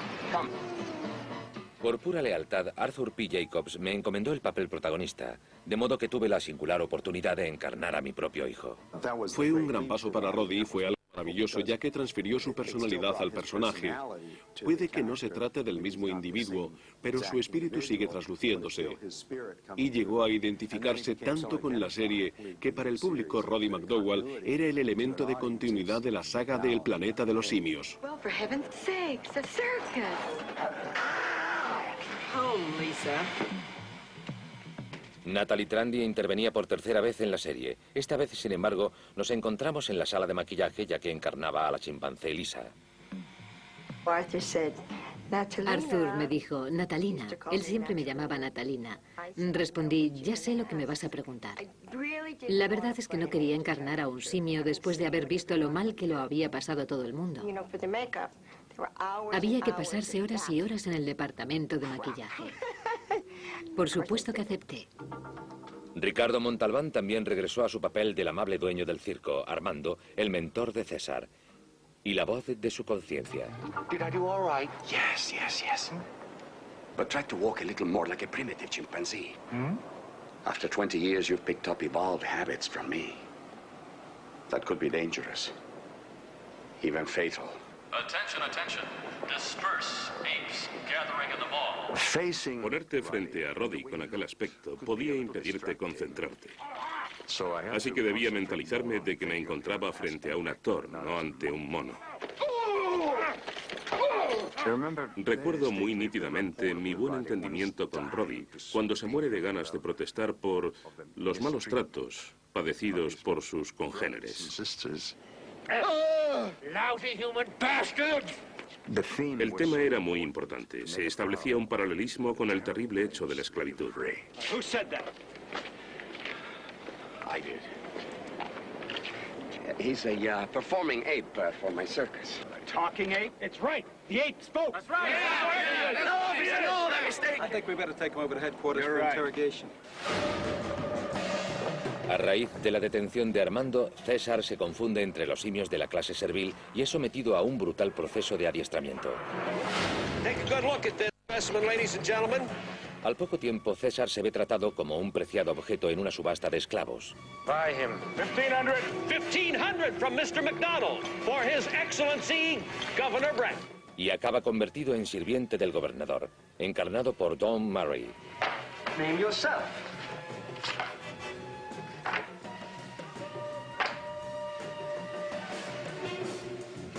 Caesar. A king. Trabajando cerca del centro de toma de decisiones, César aprende el valor del poder y la fuerza. About your sworn statement that the circus ape is incapable of speech. La muerte de Armando a manos del gobernador hace olvidar a César que el hombre también es capaz de hacer el bien. Comienza a fraguar una revolución cuyo objetivo último es la destrucción de la humanidad.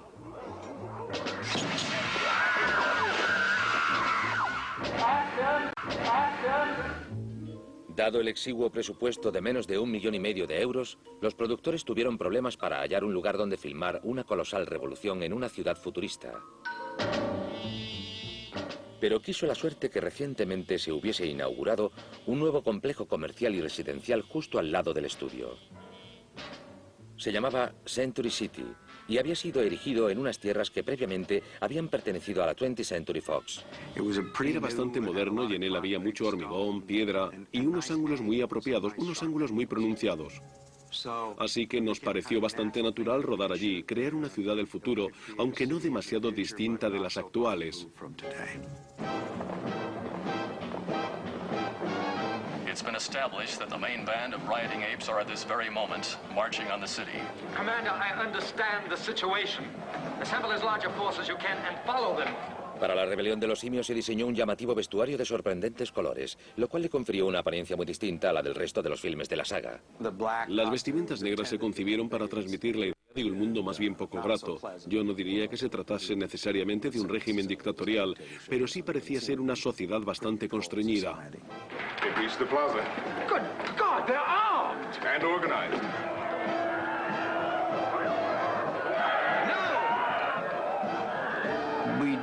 Desde luego, tratamos de darle la apariencia de una ciudad.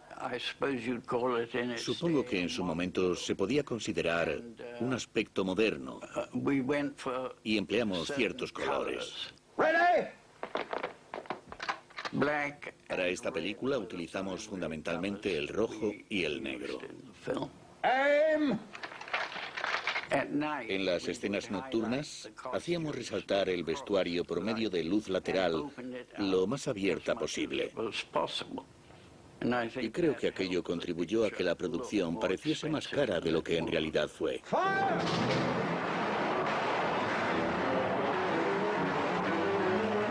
En las secuencias en que la revuelta de los simios alcanza su cenit, el director se vio abocado a mostrar una violencia inusitada en las entregas anteriores.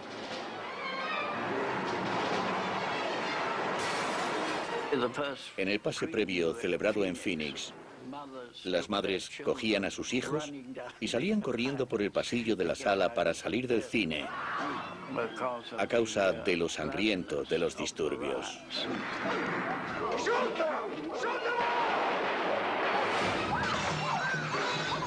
Tomamos la decisión consciente de introducir más acción y aventuras.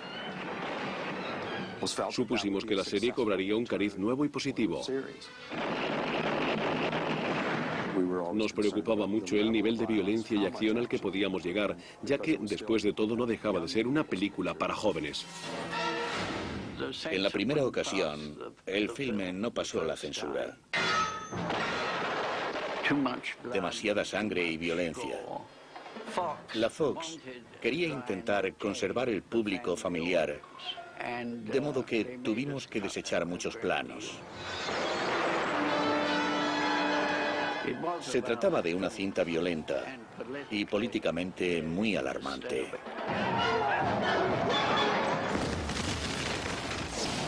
Para La rebelión de los simios, el guionista Dane y el director Thompson se inspiraron en los disturbios acaecidos en Watts, un barrio de Los Ángeles, en 1965. Unos sucesos que dejaron una indeleble impresión en Estados Unidos.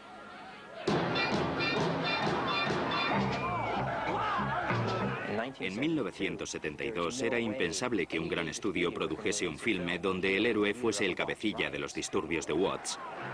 Pero sí era posible hacer una película en la que el líder de una rebelión de los simios esclavos es tu héroe. Puedes captar la atención del público y de repente intentar que la gente reconsidere su punto de vista sobre los sucesos del mundo contemporáneo. Y esa es una de las bondades de la ciencia ficción bien hecha. Why did you turn us into slaves? Because your kind were once our ancestors. And there's still an ape curled up inside of every man. The beast that must be whipped into submission. You are that beast, Caesar. When we hate you, we're hating the dark side of ourselves. Tuvimos muchas discusiones acerca de las implicaciones políticas de la cinta. Finalmente hicimos un pase previo en Inglewood y el público, mayoritariamente negro, prorrumpió en vítores. Caesar, by what right are you spilling blood? By the slave's right to punish his persecutors. Caesar, I, a descendant of slaves, am asking you to show humanity. But I was not born human. El público afroamericano se hacía oír. Se ponía en pie y gritaba animando a los simios. Era como si hubiese llegado la revolución. There is fire, there is smoke. And in that smoke, from this day forward, my people will crouch and conspire and plot and plan for the inevitable day of man's downfall. And we shall build our own cities in which there will be no place for humans except to serve our ends. And we shall found our own armies, our own religion, our own dynasty. And that day is upon you now!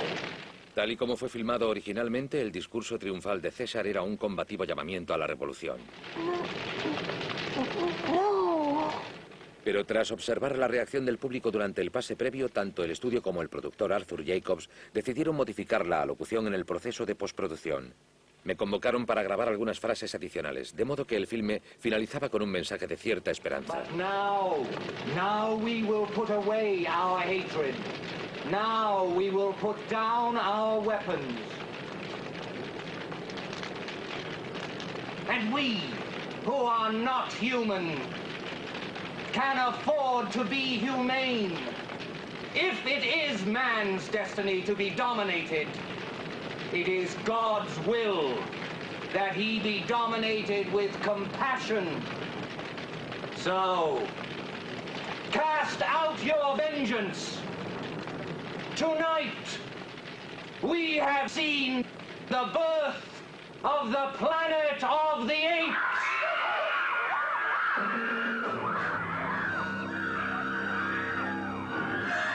Guerra, violencia urbana, tensiones raciales. Todos estos problemas ejercieron su influencia sobre los filmes de 1972. Películas como Harry el Sucio, Contra el Imperio de la Droga, Las Noches Rojas de Harlem y sí, incluso La Rebelión de los Simios. Watch the screen explode as man faces ape in the most horrifying spectacle in the annals of science fiction. Sin embargo, pese a las reacciones suscitadas por el pase previo, las quejas de los padres y la calificación de para menores acompañados, La Rebelión de los Simios tuvo buena acogida entre el público.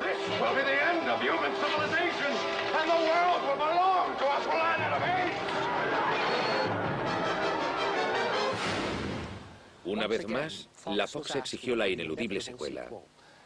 Pero por vez primera, el productor Arthur Jacobs y el estudio se vieron en una encrucijada. Habían ido demasiado lejos con La Rebelión de los Simios, sucumbiendo a la tendencia crecientemente violenta del cine de su tiempo. ¿Era posible continuar desarrollando la historia en una película apta para todos los públicos? Poco después del estreno de La Rebelión de los Simios, en 1972, el productor Arthur Jacobs pidió una vez más a Paul Dane que elaborase un guión para la quinta entrega de la saga de los simios. Al poco tiempo, Dane le entregó un borrador titulado La conquista del planeta de los simios. En él continúa el relato de la lucha de César contra una facción de humanos rebeldes que tiene en su poder una bomba atómica.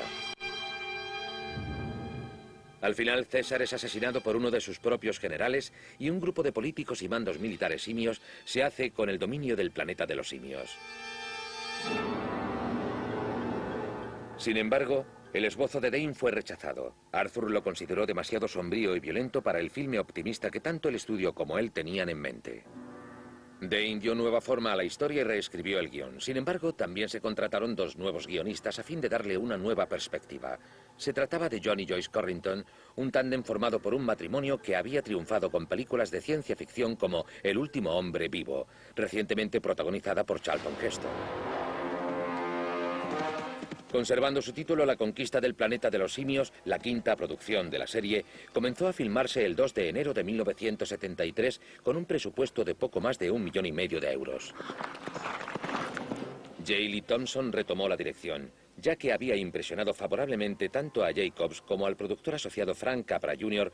con el estilo épico y visual conseguido en La Rebelión de los Simios.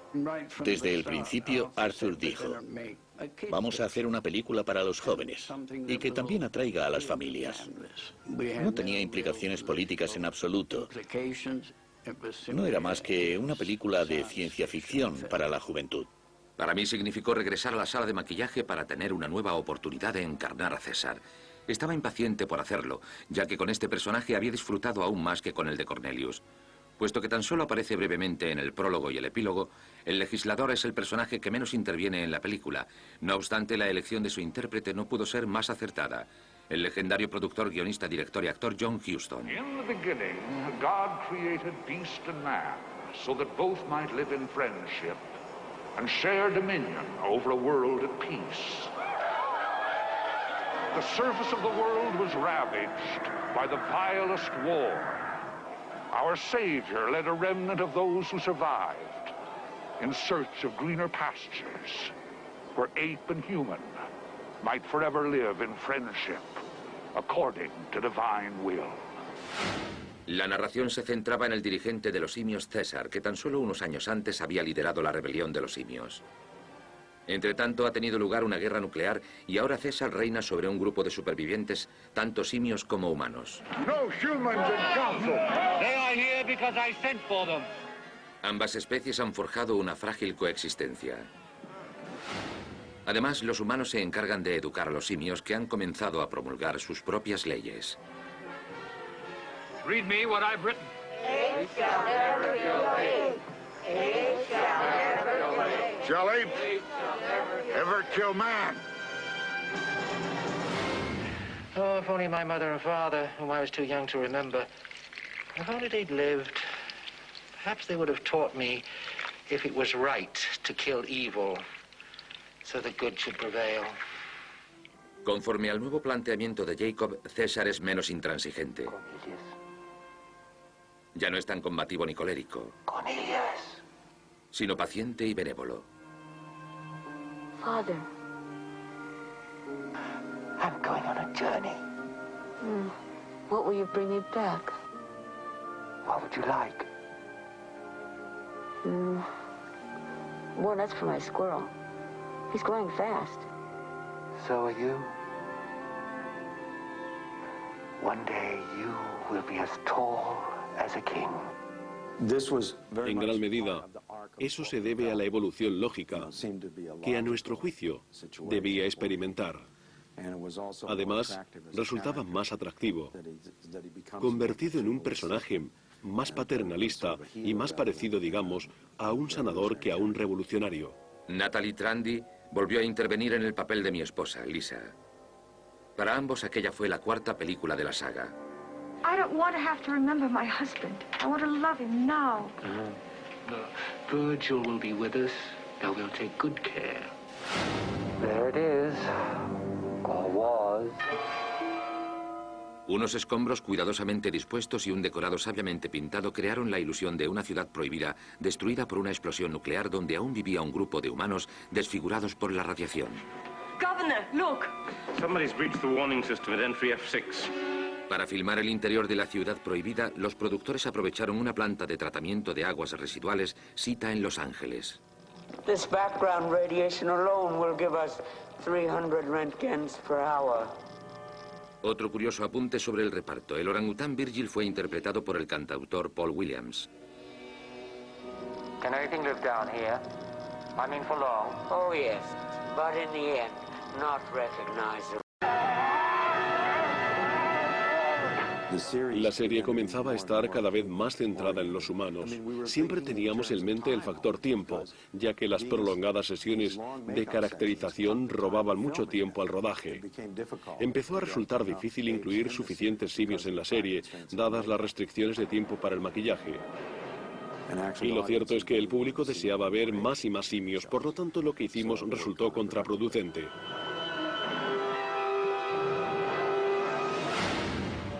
Cuando los humanos de la ciudad prohibida lanzan un ataque, César se ve inmerso en una disputa por el poder político con el comandante de los militares, el general Aldo.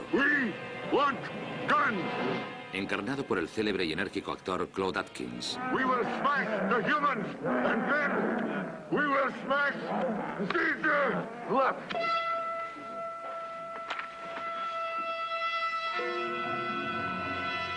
Caesar's son.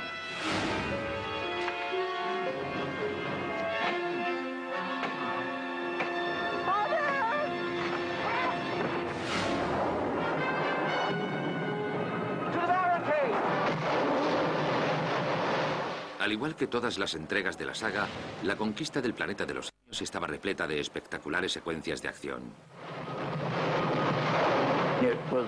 El presupuesto era muy bajo, de modo que hubo que reducir gastos en todo. Tuve que rodar planos más cortos para que no se notase la escasez de extras. Y también tuve que agilizar el montaje. Después, cuando todo estuvo ensamblado, te daba la sensación de que había más gente y la batalla era más grandiosa. Es una pena que a cada nueva película le asignasen un presupuesto menor, en lugar de tratar de hacer algo más colosal y de mayor calidad. Pero esa decisión la tomaron quienes manejan el dinero, así que tuvimos que apechugar con ella.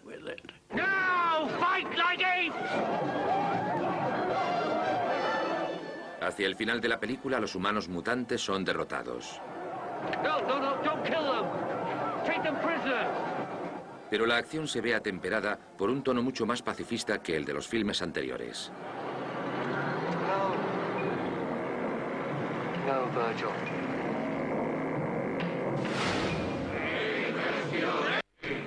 César también descubre que Aldo es el responsable de la muerte de su hijo. Ape has never killed ape, let alone an ape child.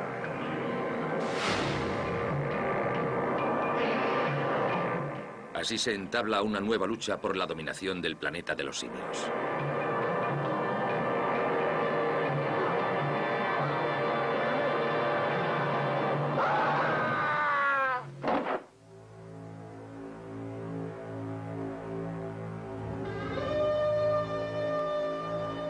As I look at apes and humans, living in friendship, harmony, and at peace, now some 600 years after Caesar's death, at least we wait with hope for the future. Lawgiver, who knows about the future? Perhaps only the dead. Aunque Jacobs quiso finalizar con un mensaje optimista, el último plano del filme resulta más bien ambiguo. La estatua de César derrama una lágrima de dicha porque el hombre y el simio finalmente viven en paz. We have a destiny too. Respecting each other as equals. ¿O se trata de una lágrima de dolor porque sabe que se trata de una utopía? The human way is violence and death. Estas preguntas quedarían para siempre sin respuesta, puesto que ya durante las primeras fases del proceso de producción se había decidido que este sería el último capítulo de la saga de los simios. Y así es como se promocionó cuando llegó a las salas de cine en mayo de 1973. Teníamos la sensación de haber ido demasiado lejos. Una vez más, dejándonos guiar por los criterios de producción, prácticamente nos habíamos metido en un callejón sin salida. Si avanzábamos aún más hacia el futuro y continuábamos la narración, la nueva película habría de ser mucho más cara. Pero la historia aún no había acabado. La conquista del planeta de los simios obtuvo un éxito de taquilla sorprendente. Y la cadena de televisión CBS había logrado unas cifras de audiencia tremendas con los pases de las 3 primeras entregas de la serie. Aunque Jacobs y la Fox habían sopesado, aunque brevemente, si merecía la pena producir una nueva secuela, decidieron colegiadamente que el futuro de la saga debía buscarse en el inexplorado universo de la televisión. Jacobs ya había considerado la posibilidad de producir una serie televisiva en 1971. Sin embargo, el ininterrumpido éxito de las espectaculares películas había retrasado sus planes durante 2 años. Además, había estado muy ocupado con varios filmes ajenos a la saga de los simios, entre ellos Sueños de seductor, protagonizada por Woody Allen, y musicales como Adiós Mr. Chips y Las aventuras de Tom Sawyer. Mas durante la producción de su última película, una adaptación musical de la novela de Mark Twain, Huckleberry Finn, titulada Aventuras en el Mississippi, Arthur Jacobs falleció a causa de un infarto. Tan solo tenía 51 años. Arthur era muy severo, pero todo el mundo lo quería. Siempre estaba al pie del cañón, siempre estaba en el rodaje. Ese hombre trabajaba 29 horas al día, 8 días a la semana. Estaba pendiente de todo a todas horas. Era sencillamente estupendo. Fue un hombre extraordinario. La mejor cualidad de Arthur era su pasión por los pequeños detalles. Pero generaba resultados. Era único. Y lo echo de menos, de verdad. Tras la muerte de Jacobs, la producción de la serie de televisión quedó en manos de la Fox. Con la ayuda de los guionistas Anthony Wilson y Art Wallace, comenzaron a fraguar un proyecto factible. Y el 30 de septiembre de 1974, El planeta de los simios comenzó a emitirse en la CBS. Yo era el protagonista junto con Ron Harper y James Naughton. Estos daban vida a Alan Verdon y Peter Burke, 2 astronautas que se precipitan en un agujero negro y aparecen en el año 3085. A propósito, su nave espacial era la misma maqueta de madera confeccionada para el filme original. Yeah, well, we could have landed in a worse place, I'll tell you that. Al cabo de poco tiempo son capturados y se ven las caras con uno de los personajes predilectos de la saga cinematográfica, el Dr. Zaius, ahora encarnado por el actor de teatro Booth Coleman. Do you want this sacrilege and heresy to infect the rest of the humans? Certainly not, Woko. And by questioning them, we will learn how to avoid it. Galen, you want to visit our time period, don't you? Oh, look, I really don't know about... You know, it would be interesting, wouldn't it? Maybe the humans who made that grenade are still on Earth. And maybe they have the knowledge to... To what? Build a spaceship and a computer? Yeah, maybe. What's a computer? Con la ayuda de un simpático chimpancé llamado Galen, los astronautas escapan. Llegamos a ser algo así como el fugitivo. Todas las semanas nos atrapaban y después huíamos. Cada capítulo consistía fundamentalmente en eso. Creo que la televisión suele acabar cayendo en determinadas fórmulas narrativas. ¿Quién es el villano esta semana y cómo te las vas a arreglar para escapar de él? Semana tras semana, el trío sufría la implacable persecución del dirigente militar de los simios, el general Urko. I'll quarrel with anything that keeps these two humans alive. El papel de Urko había recaído en Mark Leonard, muy conocido por su interpretación del padre del señor Spock en otra célebre serie de ciencia ficción, La conquista del espacio. En la serie se trató de introducir muchos de los elementos que tanto éxito habían procurado a la saga cinematográfica. Dramatismo. Un toque de humor. There's a smell about you. Well, nobody's perfect. Cierta crítica social. These humans, they think they're as good as we are. Y acción a raudales. Constantemente estábamos dando estacazos en la cabeza a alguien o propinando patadas a algún tipo vestido de simio. En cualquier momento se descolgaba un simio de un árbol. El público más leal y fiel de la serie televisiva era el infantil. Sin embargo, los ejecutivos de la cadena se quejaron de que el objetivo de los anunciantes no eran los niños. Además, el programa competía con dos de las telecomedias más populares del momento, Sanford and Son y Chico and the Man. No hubo de pasar mucho tiempo para que sucediese lo inevitable. El 6 de diciembre de 1974, tras solo 4 meses en antena y 30 episodios, se canceló la emisión de El planeta de los simios. Y por primera vez en su historia, el futuro de los simios era incierto.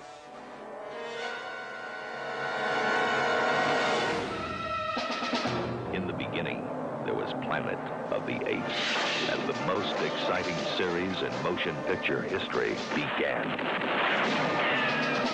Si bien la desaparición de la serie de televisión fue decepcionante para sus seguidores, su estreno había venido acompañado de un bombardeo mediático que incluía el reestreno en salas de cine de las 5 entregas de la saga cinematográfica en 1974. Now is your chance to go ape.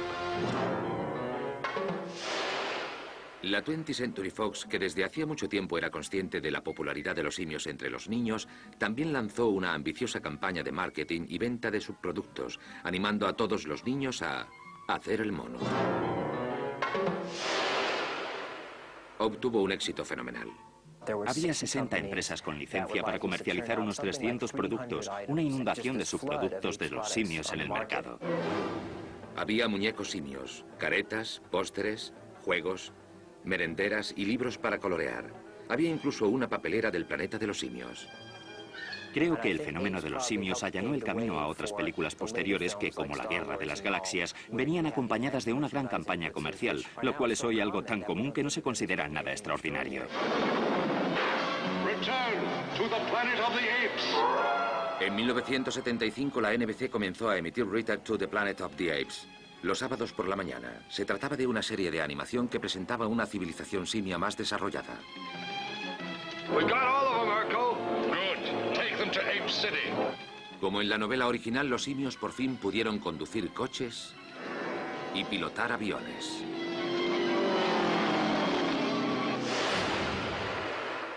Aunque la serie de dibujos animados tan solo se mantuvo un año en antena, otras secuelas fueron más longevas. Más de 3 décadas después del estreno de la primera película de la saga, las referencias a El planeta de los simios aún tenían cabida en la cultura popular. I hate every ape I see, from chimpanzee to chimpanzee. No, you'll never make a monkey out of me.